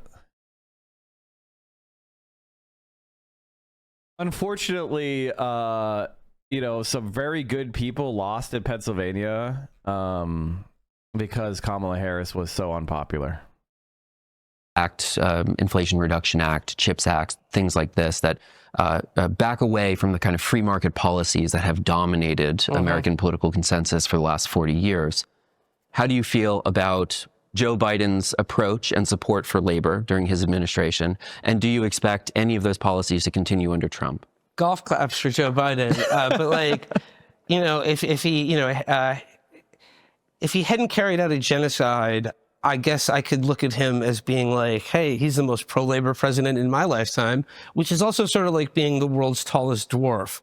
You know, like it's not exactly a high bar to clear, but I suppose I could like, I guess like, if he delivered the New Deal Part 2, or even like a fraction of Johnson's Great Society, hey, I might be able to look the other way on the Holocaust he did. But given that he didn't do that, I'm sorry, I don't give a shit. I really don't. And I think, like, honestly, like, to the extent that of like the things you're talking about, like that he did cut against a sort of like a neoliberal consensus, I think that's just a knock-on effect of how fucking old he was. Because I think he came into politics before the neoliberal turn in the 70s. So I think he just has like some vestigial, you know, like neural connections in his head that run on a different operating system. And to the extent that that's true, I'm still not going to give him credit or like congratulate him on any of this shit, because too little, too late. I mean, good for him. Second question, though, no, I don't expect any of this to continue under Donald Trump or any other American president. How do you expect Trump to act with Israel? Trump at least has the instinct not to be seen as a loser or a pussy. And so, like, to that, like, you know, if I was trying to be such an optimistic outcome here, I would imagine maybe he would not, he would like, for all the money we give them, like, maybe he won't, like, Bibi just pissing down our leg and humiliating, or just like, you know, putting this country, shall we say, in an awkward position, and forget international, our own law, but just like when we say something and be like, this is America's policy, and then they just tell us to go fuck ourselves. Right. You know, like that makes us look weak. And I don't think Donald Trump likes looking weak. But again, this is an optimistic scenario here. I think much more likely is that the policy will continue exactly as it has been before, of unlimited carte blanche for, you know, our imperial proxy in the Middle East. And I don't see that changing. Israel loves Donald Trump more than any other country on the planet. More people in Israel support Donald Trump than, as a higher percentage of their population, than they do in this country. So, like, I don't know what incentive he would have to change course. There's a strange thing that's happening, that the pronouncements of all of these, you know, so-called trustworthy institutions are just meaningless to the public, right? And there's this pervasive sense that the law is now a political instrument. There's not equality before the law, before the state, and so on. And so, you know, when Biden's in power, he uses it as he chooses. And when Trump's in power, he uses it as he chooses. What does that say for the legitimacy of the liberal regime when seemingly most people believe that the law is a political tool? Nothing good. I mean, because the law is a political tool. And by the way, this has always been the position of leftists since the beginning of socialist legal thought. Once you realize the law is just a political tool, that it isn't some sort of directive handed down from the heavens on angels' wings, that it's about one class of people controlling another, then you understand that you should be using the law to help your class, which just so happens to be the vast majority of human beings on this planet. Oh yeah, this is what it's like to have an electric car in China. We are on a Chinese EV road trip and we're running low on charge. So rather than charging the battery, let me show you how we're going to swap the battery. We have reached our first battery swapping station with the Neo ET7. It automatically parks itself inside of the power swap station. You can see Drew is not doing anything. The floor has just opened up underneath the ET7. It's going to lift up the car, and it's going to pull the battery out of this thing. So it's lowering the battery out of our car now. So there goes the old 75 kilowatt hour pack right out. How crazy is that? And then it's going to go take a new one out from here where they have a bunch of batteries that are stored, charged up, or currently charging from other cars. And then we'll swap in the battery into ours. Here comes the new battery. It's swapping in right now. And just like that, about 3.5 minutes later, we are charged up to what SOC? 93. 93%. That's how they come. Ready to rock and roll.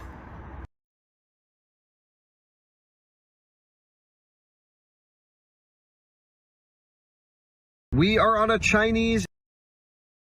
It's like, wow, my battery's starting to get shitty charge, and then you just go swap out for a new one. Also, if you don't own your battery, then that would make the car a lot cheaper because the battery is the most expensive part.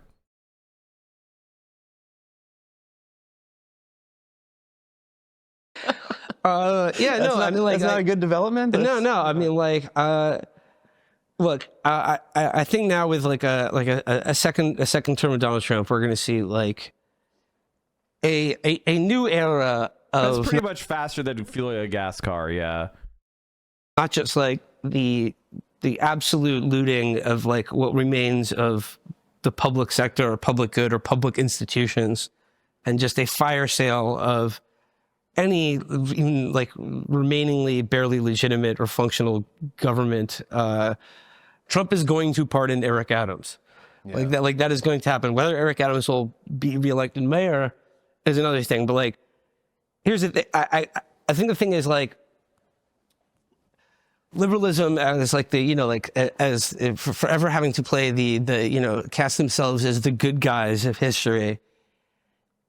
They, you know, they preside over the same system, which, like, as we were talking about, I think most people by now understand intuitively is totally corrupt. Yeah.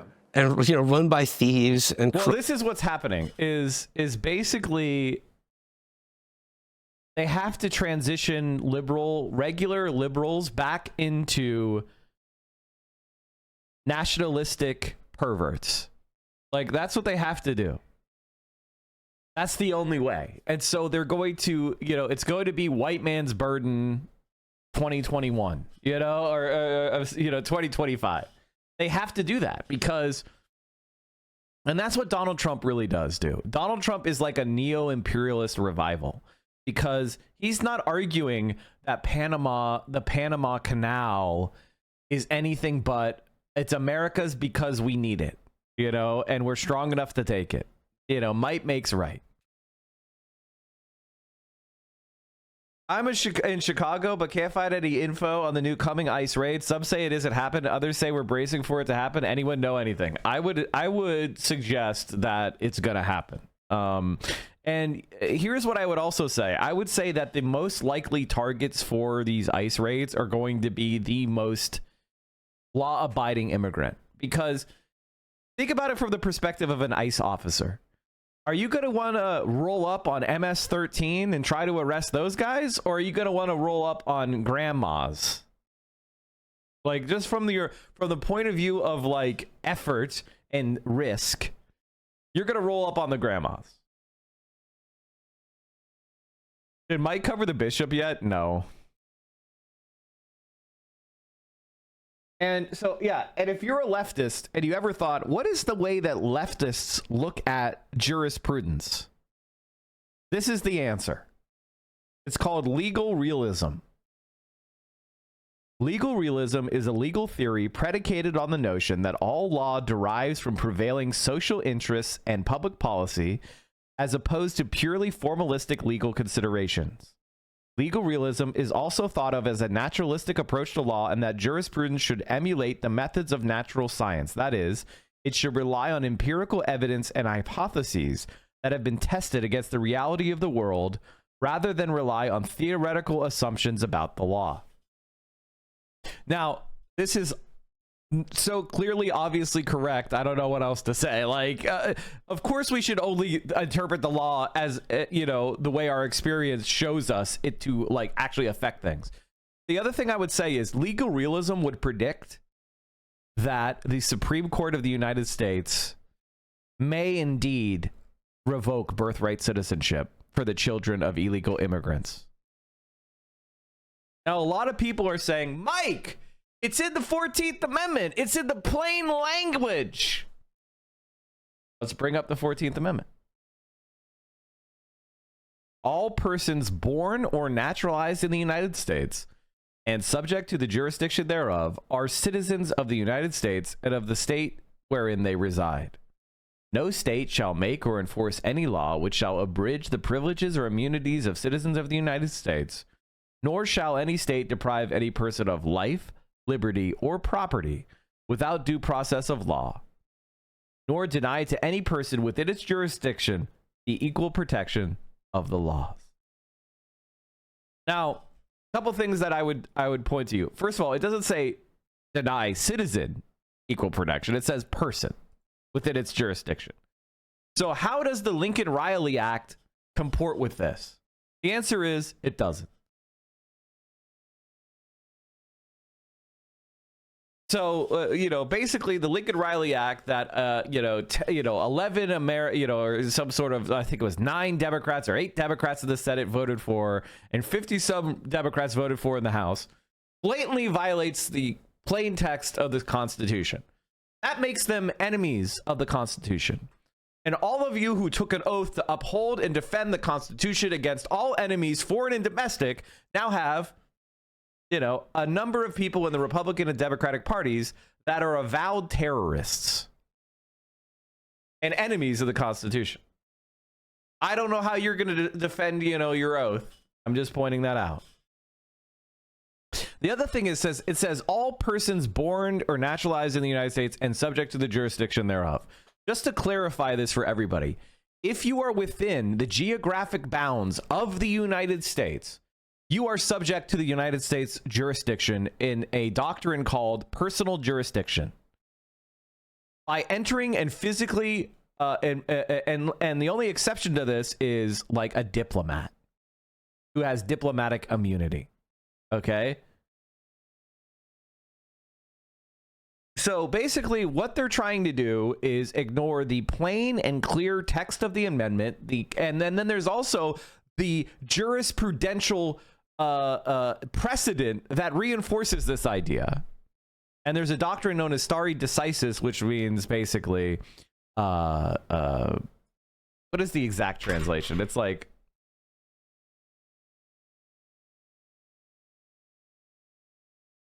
to stand by things decided. Thank you.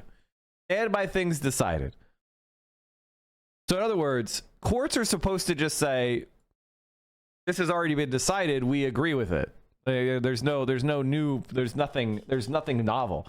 But here's the reality. What the Supreme Court decides is what matters, and the Supreme Court is not going to follow this legally formalistic processes. They're going to do what they want to fucking do. That is why legal realism is right. The fact that there's even any doubt that birthright citizenship is unquestioned proves legal realism correct. According to this theory, judges consider not only abstract rules, but also social interests and public policy when deciding a case. In this respect, legal realism differs from legal formalism. Either theory can be understood in a descriptive way, prescriptive way, or both ways at once.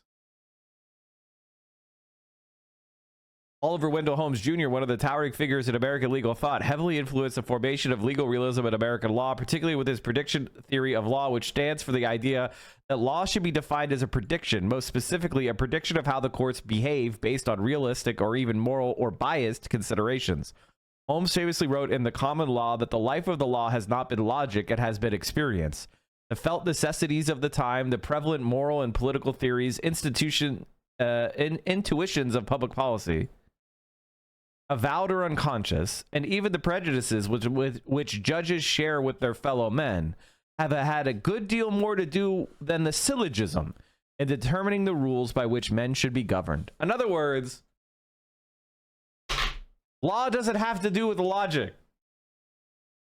Law is a political animal made by flawed men. And I say men knowingly. If this got to the Supreme Court, the only good defense would be to, of course it's going to the Supreme Court. It has to go to the Supreme Court.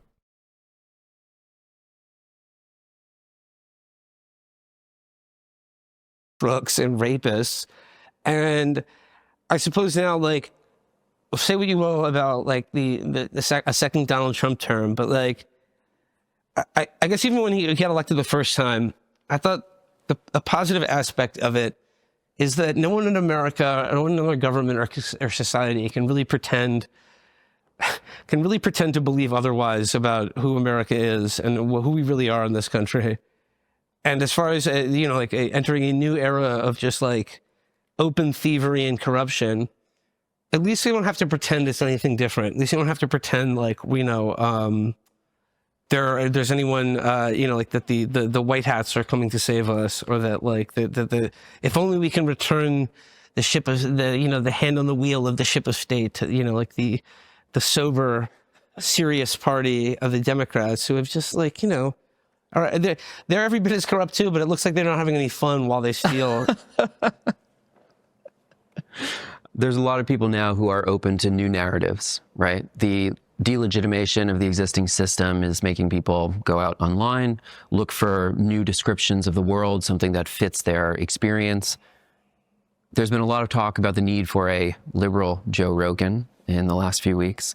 I seem to remember your podcast in particular catching a lot of heat for harmless jokes and emojis of some sort. What role does media play in political education and coalition building? What is the appropriate role of media in this case? The appropriate role for media would be adhering to a strict party line determined entirely by myself and a few of my friends. Okay. I think that's the most important thing all media should do, and if they don't, they should be prosecuted. If we get rid of birthright citizenship, what keeps everyone a citizen? If it's inherited, what are those parameters? Could just 1% be a parent, be a citizen? Does it matter which one? Nobody knows, Candid. Nobody knows, but this is exactly what the Nazis did. Do you think Jews weren't citizens? And then they weren't. They passed a law. They changed it. They revoked citizenship. Your papers were no good. That's just the way it goes. And their freedom of speech should be taken away. Freedom of speech only exists for me and people I approve of. I think like if we're trying to find a way out of this. Yeah, but all of a sudden people who never considered themselves Jewish were considered Jewish as well. Yeah, Mishlinga.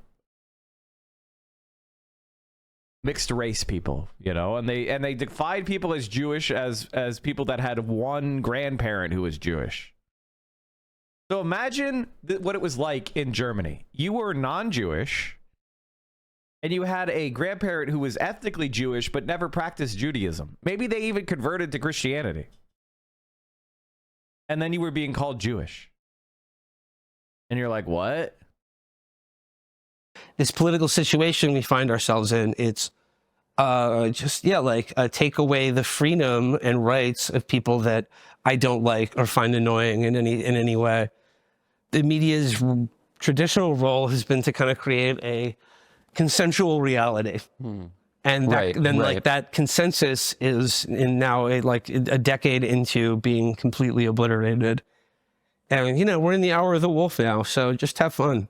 Just get out there and, whatever. And the further breakdown of institutional legitimacy is hopefully will translate to more money for Chapo Trap House enterprises.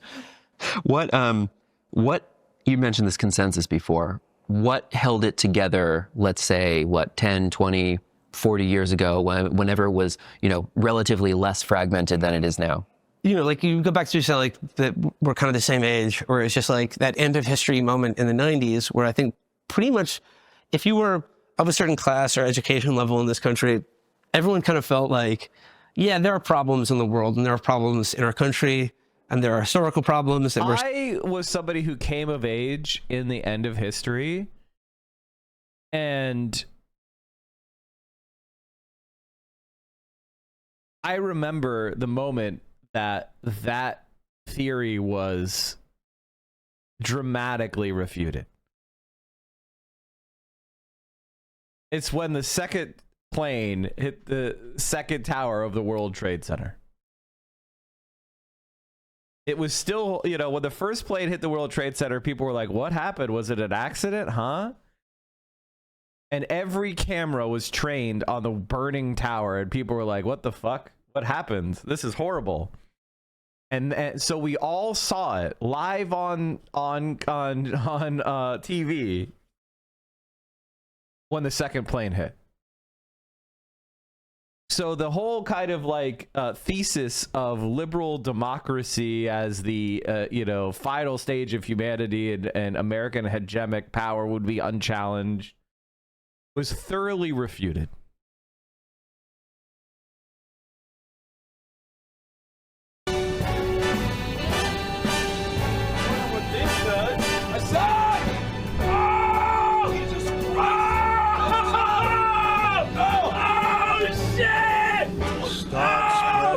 What the fuck? Oh, put it back up! I'm leaving today. I want to be private. New York, New York.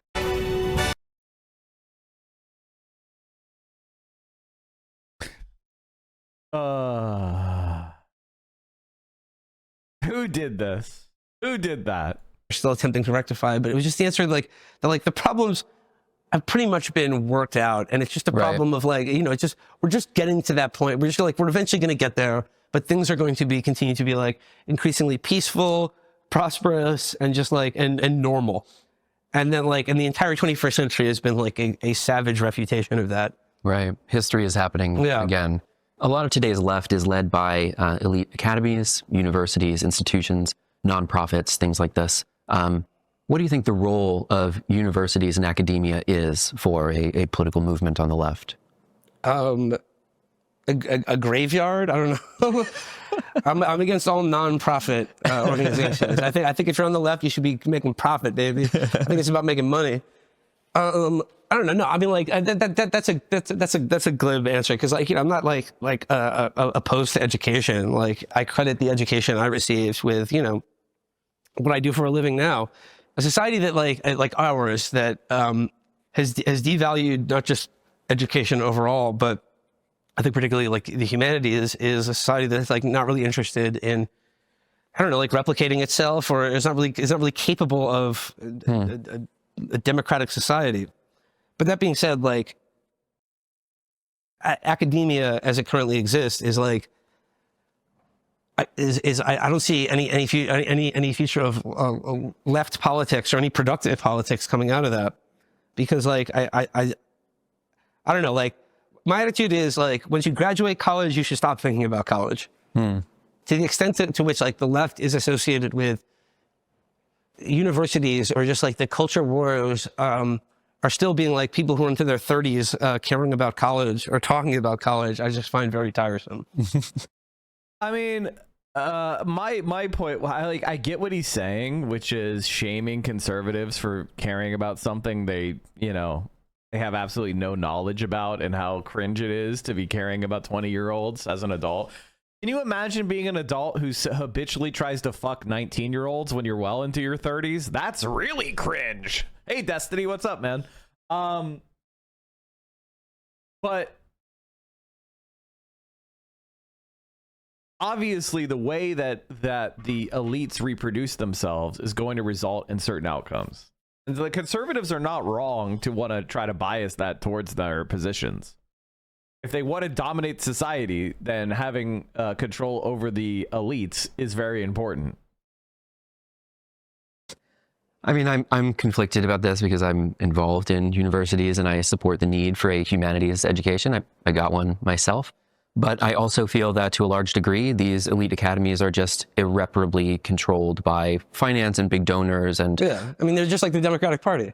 Right. I mean, they're like the Democratic Party itself. And like, look at the way like Columbia and the Ivy League dealt with the Palestinian solidarity encampments. I mean, like, Right. I think that showed you there the limits of like their project, which is to mint the next generation of, you know, of political leaders and the ruling class, the people who are going to, you know, like manage the liberal capitalist state. And of course, like, you know, in the context of self-expression, political activism, being a engaged citizen of the world, and like that the university is a modern agora in which like even, you know, controversial matters, or like people where students are like not expected to just study the world, but like live and engage in the world, etc. I mean, we've all read the brochures. But, you know, we see what happens when, like, on this issue, when they to peacefully protest a war being funded by our own government and by many of the trustees and institutions that support these universities as well. We saw how quickly that was done away with. Well, it was done away with because it's all fun and games when you're like, we need to study how Hufflepuff is actually reproducing misogynistic tropes. Women are sorted into Hufflepuff at a higher rate than men, and therefore that is a reproduction of anti-feminist tropes. You know, like that. When it was all fun and games. But the moment you started saying like, hey, this war in Gaza has all the hallmarks of a genocide, and it seems like they're violating international law. Well, you're interfering with the State Department. You're interfering with the empire. We're not going to let that happen.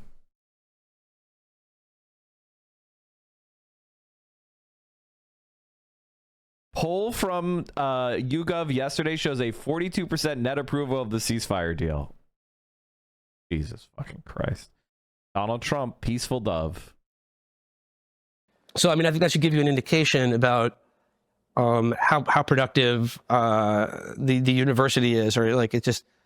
I think it is overwhelmingly hostile to anything that would actually a politics or any vision that might actually. I don't want to say even challenge, but I would just say even like confront or just disagree with the prerogatives of U.S. empire and capitalism. Is woke over? No, woke's actually coming back. Woke is back? Yeah, woke is back in a big way. And get it on the ground floor now, because by this woke time, is going to the moon. By this time next year, if you're not woke, then in fact you will be going broke. No, I mean woke. I mean like. Yeah, I mean, of course it's fucking over. We elected Donald Trump president a second time. If that, like that, but like, but I mean, woke is just like, it's just a slur that the right uses. It doesn't even mean it. Yeah, I was going to say, woke doesn't even mean anything. Like, it's funny because I'll say I'm woke, but then other people will say I'm class reductionist. It doesn't mean anything. I mean, at the beginning, it used to mean someone who was aware of systems of oppression in society. But now at this point, it doesn't even mean that. I mean, like, yes, it describes something real. And like, like, believe me, that I've found myself on the outskirts of many times as well. Woke has become, and like, like the left or liberals or whatever have certainly done themselves no favors. And they're partly responsible for this. But you got to understand, we're in a world now where like anything that is not openly racist or is like anything that's not openly racist and repellent, that's woke. So I mean, to the extent that like anyone in this country is interested in, not living in a world of just like outright hatred and bigotry and like, racial essentialism, then like, yeah, like, I mean, which I certainly don't think is a majority of people in this country. I mean, like that's woke. So, and here's the other thing: the anti-woke people are the people like who are obsessed with it.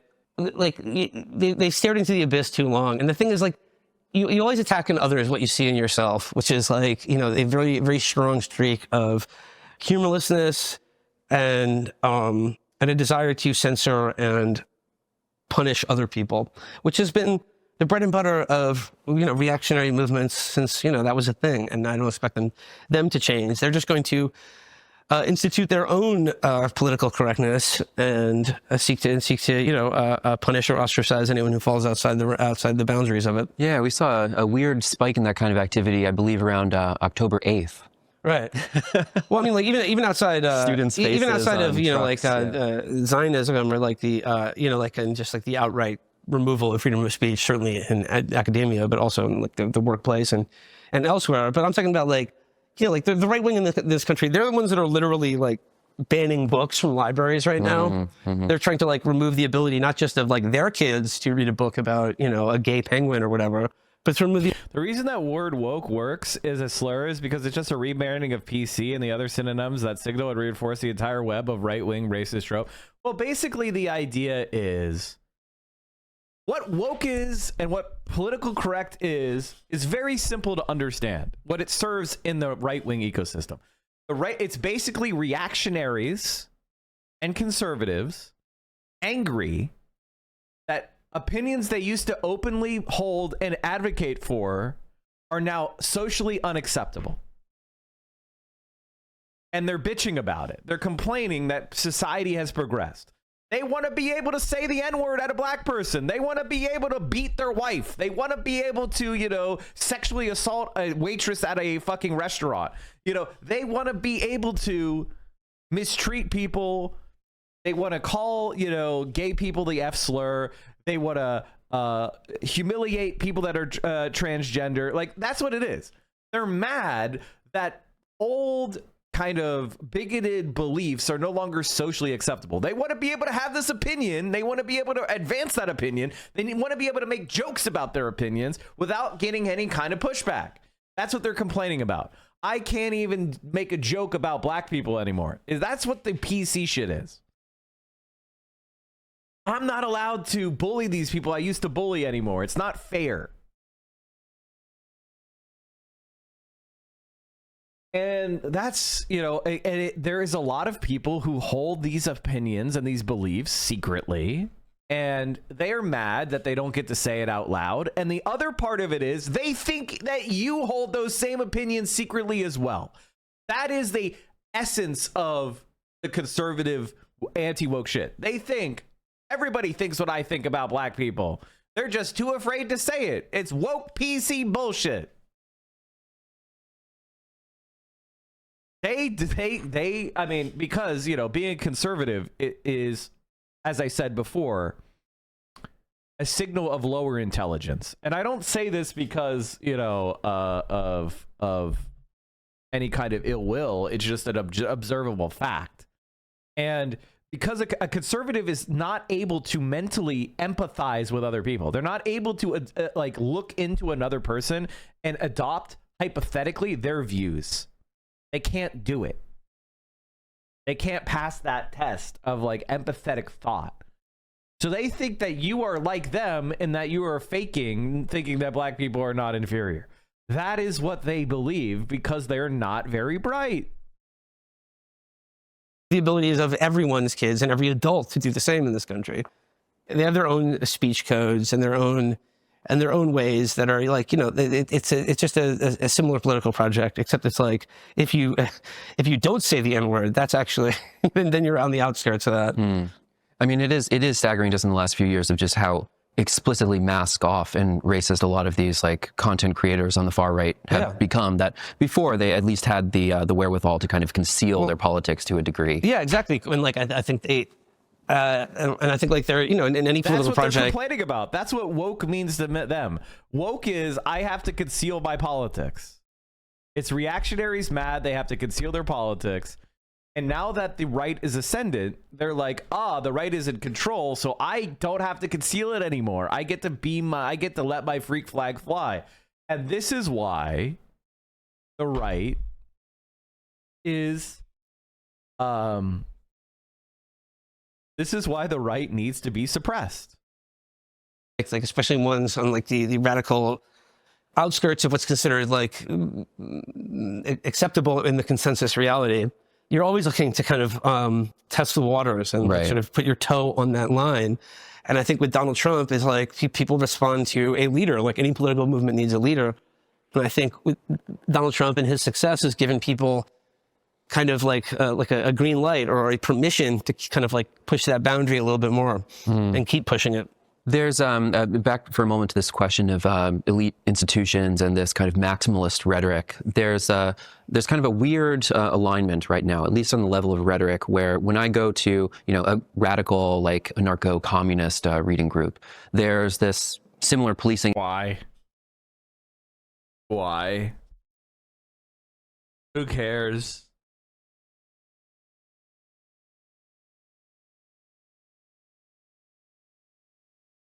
Of language as there is in elite academies that are supported by billionaires, and those people have very different class positions and class interests. But yeah, wow, I'm so surprised that billionaires like anarchism. Wow, I'm so surprised that the Ford Foundation is supporting the same shit that doesn't work. from the perspective of the right and a lot of these anti-woke critics, they tend to lump those two groups in together. And I'm curious about why this kind of maximalist rhetoric that comes from, anarchist, activist types is so conveniently deployed in these elite academies. Well, give me an example. What do you mean by like when people will, they'll use language like decolonization. Right. So I'll go to an anarchist reading group and we'll have long form discussions about that. But then I'll be in a college that costs $50,000 a semester, and they're using a lot of the same language. In some cases, they're reading the same books. There is this weird kind of at either end of this extreme disparity of wealth spectrum, people are kind of using a similar politics. Do you see some type of convenience behind that, or why is it deployed in both of these contexts? My guess would be is because it's ineffective and pours your mind into a cul-de-sac that you want to talk about, being unable to communicate to a broader public or do anything useful. That's my big objection with DSA, with Spirit Fingers, with any of that other shit, is if you're a person who is, it's one thing to request reasonable accommodations. It's another thing to require people to start altering their communication style to a way that is obscurance to regular people or odd. I think that anybody who pushes that shit should be pushed out of the organization, quite frankly. It's the same thing as mandating masks. It's just no.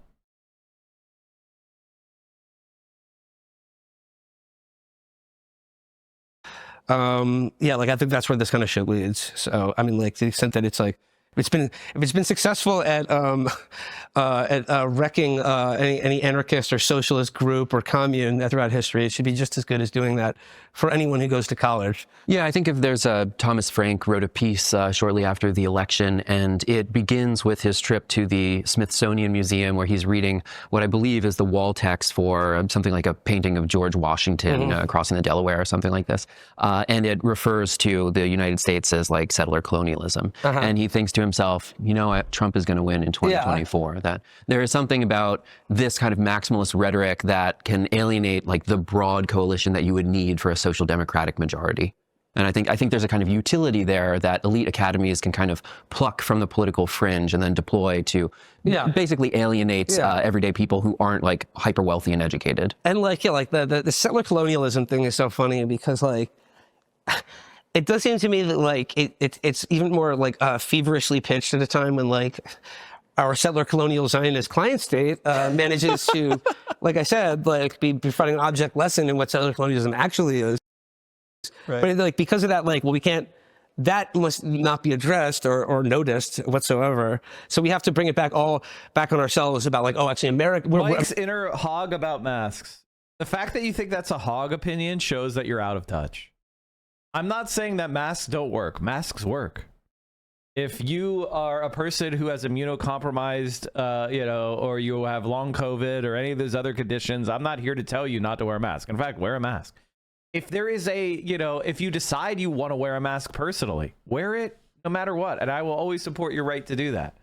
But the idea that in 2025, you should be mandating masks in meetings today without a directive from local public health authorities is batshit fucking crazy.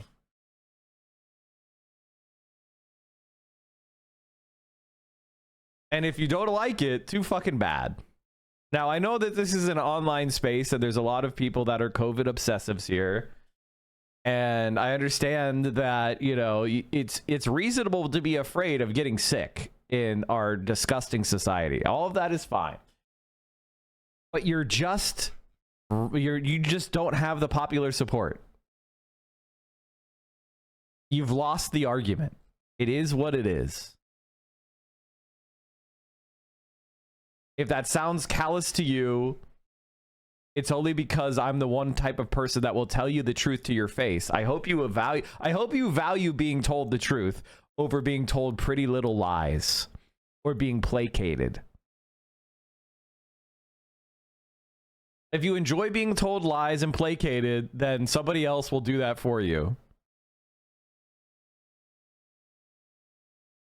And it's unfair, and it is what it is. It sucks, but I'm just saying, like, this is reality, and you have to conform to it.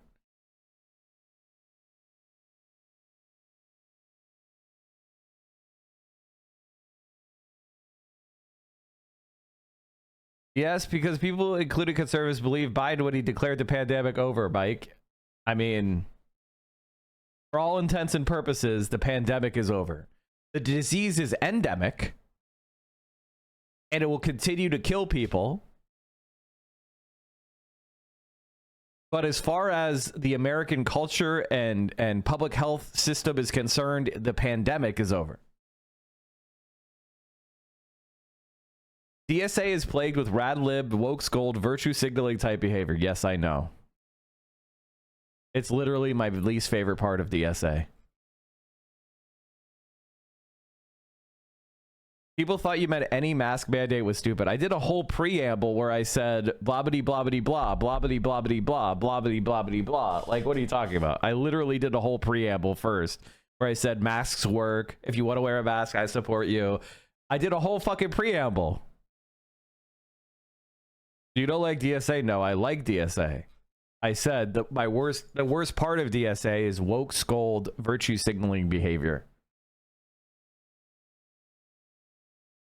which is absolutely present without a doubt. I'm not gonna pretend it's not. Why do people talk so much about DSA but never PSL? It's a size thing. DSA is bigger.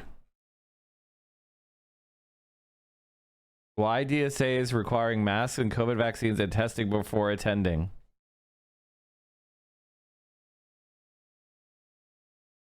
That's funny. America's a settler colonial like empire, and like we're the legacy of settler colonialism, et cetera, et cetera. I'm not even saying that's not true, but it just seems to me like, yeah, like one of these, I can't help but think of it as anything other than like a conscious strategy to just confuse and mystify and denude any kind of radical critique or argument that, I don't know, is capable of, I don't know, at least speaking some sort of truth about the world we live in. Yeah. To what percentage do you attribute Kamala's loss to things like inflation, grocery prices, for example, or just the outright genocide that's being committed now? Well, I'm going to attribute it all to the Palestinian. I'm going to attribute it all to the genocide Israel did. And, you know, I mean, like, I'm being glib here. Like, you look at the polls, and, you know, like, obviously it's not at the top of the list here, but, like, it's certainly in the conversation. And look, when it comes down to it, I think, like, what played a factor in this election to say that what has been happening to Gaza this last year played no factor whatsoever in Kamala's loss is cap, as far as I'm concerned. And I think people are, you know, like, they're willfully lying to themselves and everyone else about that. Because here's the thing. Do I think it was the decisive factor? Maybe, maybe not. But, like, it was the decisive factor in making it basically. Why is it funny to accommodate immunocompromised comrades so they can attend the meeting, Mike? I just don't get your aversion to masks if asked. My answer is that DSA is about organizing a working class resistance to capitalism. It's not about it's not an immunocompromised meeting. It's not a meeting for the purpose of like studying your specific disability, and therefore we need to open ourselves up to the way human beings are actually living in real reality among us. Like if you go outside and you go to a restaurant and no one is wearing a mask, or if you go to a baseball game and no one is wearing a mask, or if you go to like any event indoors or outdoors and the number of people wearing masks is, you know, could be counted on one hand, you're just creating a subculture. And the wearing of the mask is a symbol of the subculture as opposed to a legitimate public health policy that is oriented around existing conditions in society. And you separate yourself by that weird gesture of limited efficacy for public health to separate yourself, and you're creating another barrier to entry. And I don't believe that we should be doing that. Now, it doesn't mean that I don't think we should try to do accommodations. I don't think I'm not trying to rip your mask off your face. I'm not trying to tell you that being immunocompromised isn't terrible. But what if you had no immune system at all? Should every DSA meeting be building you an individualized, personalized bubble room? Like, what's the end of these accommodations? Like, how far do we need to take the accommodations? At what point do we need to, like, what is the level of accommodations that you think are reasonable? And I'm saying I don't think it's reasonable to create a subculture around masks that is not accepted by the wider society. Impossible for anyone with a conscience to vote for her, or at least vote for her and be proud about it, or tell anyone, or work for her, or call people on the phone, or canvass for her. Yeah. And I think at the end of the day, when people remember Joe Biden's presidency, People to the extent started that arguing when you said COVID mask mandates shouldn't have happened. I never said that. I said that today. It's insane to do it today. It wasn't insane to do it in 2020 or 2021. It is insane to do it today. Listen to the words that are coming out of my... By the way, if you disagree with me, unsubscribe, unfollow, leave forever. That's actually... I would like to encourage you to leave, because you are problematic and you make the left unattractive. So leave. And I don't care if you think that I'm being too mean. Fuck you. they remember it at all. They'll remember, you know, his senior moments. They'll remember him turning the country over to Donald Trump for a second time. But I think, like, if they remember anything about it, they will remember him the same way they remember Lyndon Johnson in Vietnam. And they will, like, I love you, Mike, but every stream there is one message telling people to leave. Yes. You must have been confused that I think that every annoying little radlib concern troll should be part of my community. I'm not going to fall over backward. They bend over backwards to have people that are trying to cancel me and make this a fucking chore in the community. I would rather have 100 less annoying radlibs in here.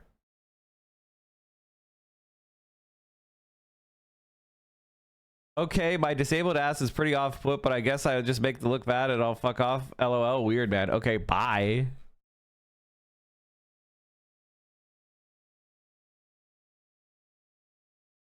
It's like, Mike, if you don't accommodate this long list of things I made up, you're a bad person. Well, I guess I'm a bad person then.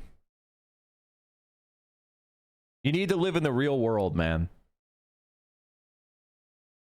I had a guy at work that never stopped wearing a mask, and it turns out he was just drunk all the time and didn't want anyone to smell his breath. Everyone thought it was weird he was still wearing one because he's a right-wing libertarian. Oh, God, that's not a really useful story.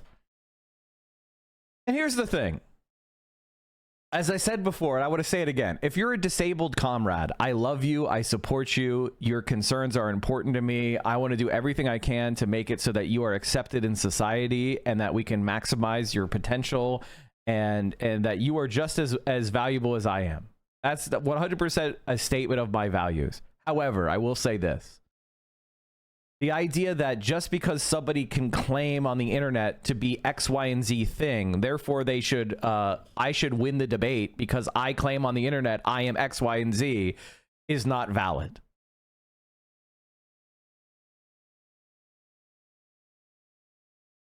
And trying to misconstrue my message as in I don't like disabled people makes you an annoying radlib concern troll baiter and you deserve to leave. If you misconstrue it, I don't want you to be here. If you act in bad faith, I don't want you to be here. If you think I'm ableist, I don't want you to be here. I mean, it's really that simple. I think chatters have never seen normal people or been in labor unions. You need some thicker skin. There are other avenues to contribute. Like, if you are legitimately immunocompromised to the point where you will die if you go to a public meeting, then you should not go to a public meeting. Now, if you are still interested in helping, I want to create accommodations that you can help. And you're still part of the movement. And you could still be a leader. And you could still contribute. But the public meeting should be public. And it should be built in such a way that it accommodates new people and regular people. And that if we beamed a DSA meeting out onto the airwaves, it should look like a normal fucking place with normal people that are human beings.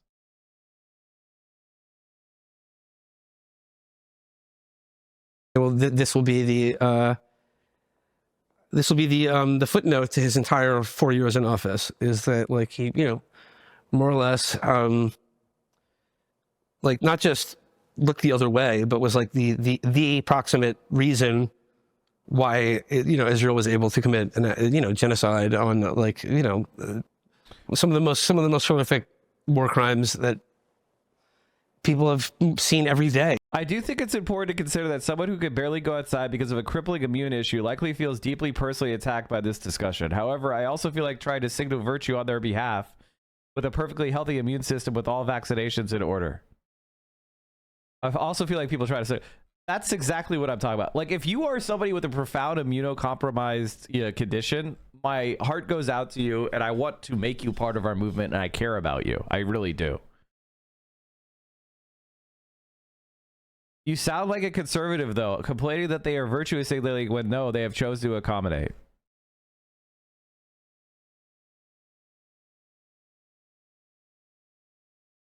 I'm saying the costs of accommodation are different than what you think they are. If we go to a 2026 DSA meeting and everybody is wearing a mask and nobody claps and they only do spirit fingers, that looks fucking weird.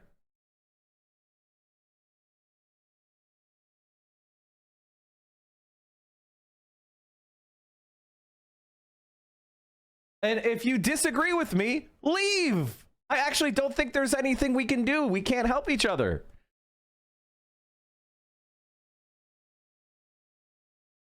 You're losing members. You're making your movement into a lifestyle. Is that what you think socialism is? Do you think socialism is about lifestyling?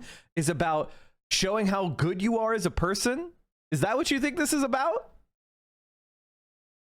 Or do you think this is about uniting with regular working class motherfucking people?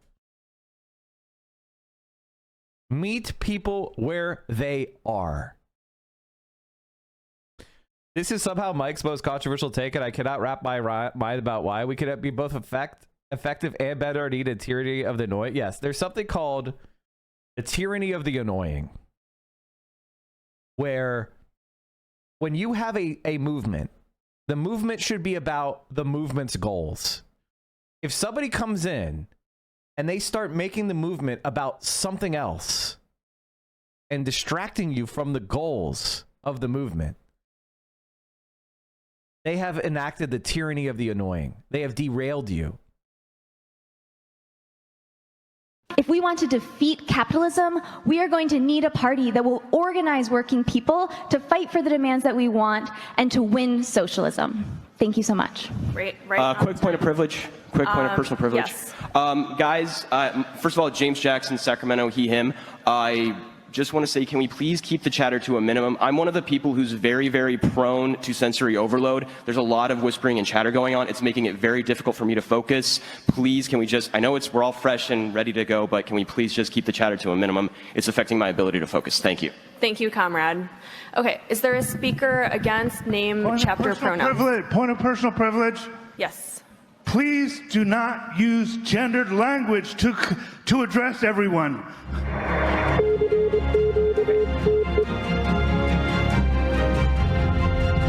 That is horrifically dumb.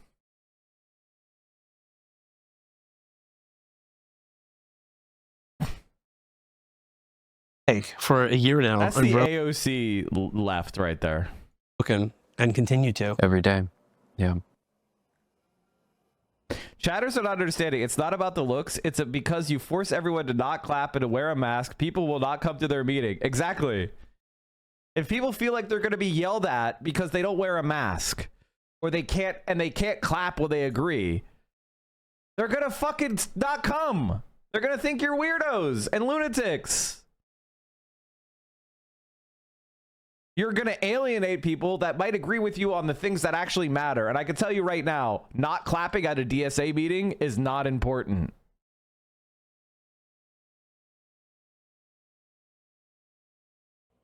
Yeah, I mean, maybe a few years ago, I would have said that there's a political organization to join, but I don't feel that way now.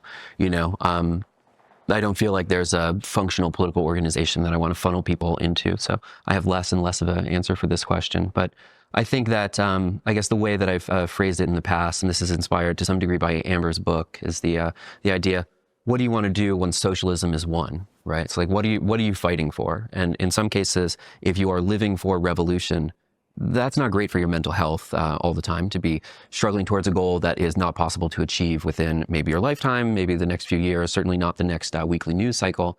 But then let's say you did win, like, what do you do? You know, are you going to go for a walk with your hopefully I would be family? appointed some sort of like Stalinist cultural censor, where I'd be in charge of, like, you know, deciding what movies get made and what authors get put in prison, who gets sent to re-education camps and something like that. That's hopefully, I mean, this is what I'm working towards. I mean, hopefully that'll be the big payoff at the end of all of this. The czar of the Ministry of Culture. Ministry of TV and Movies. Yeah. Hopefully President G, if you're watching this, I'm ready. I'm available. Put me in. I just texted my partner that you watched that DSA clip. That dude speaking is her arch nemesis, and she was there. LOL. Oh God. Coach, I'm ready to play. We are preparing the ground for you in this country.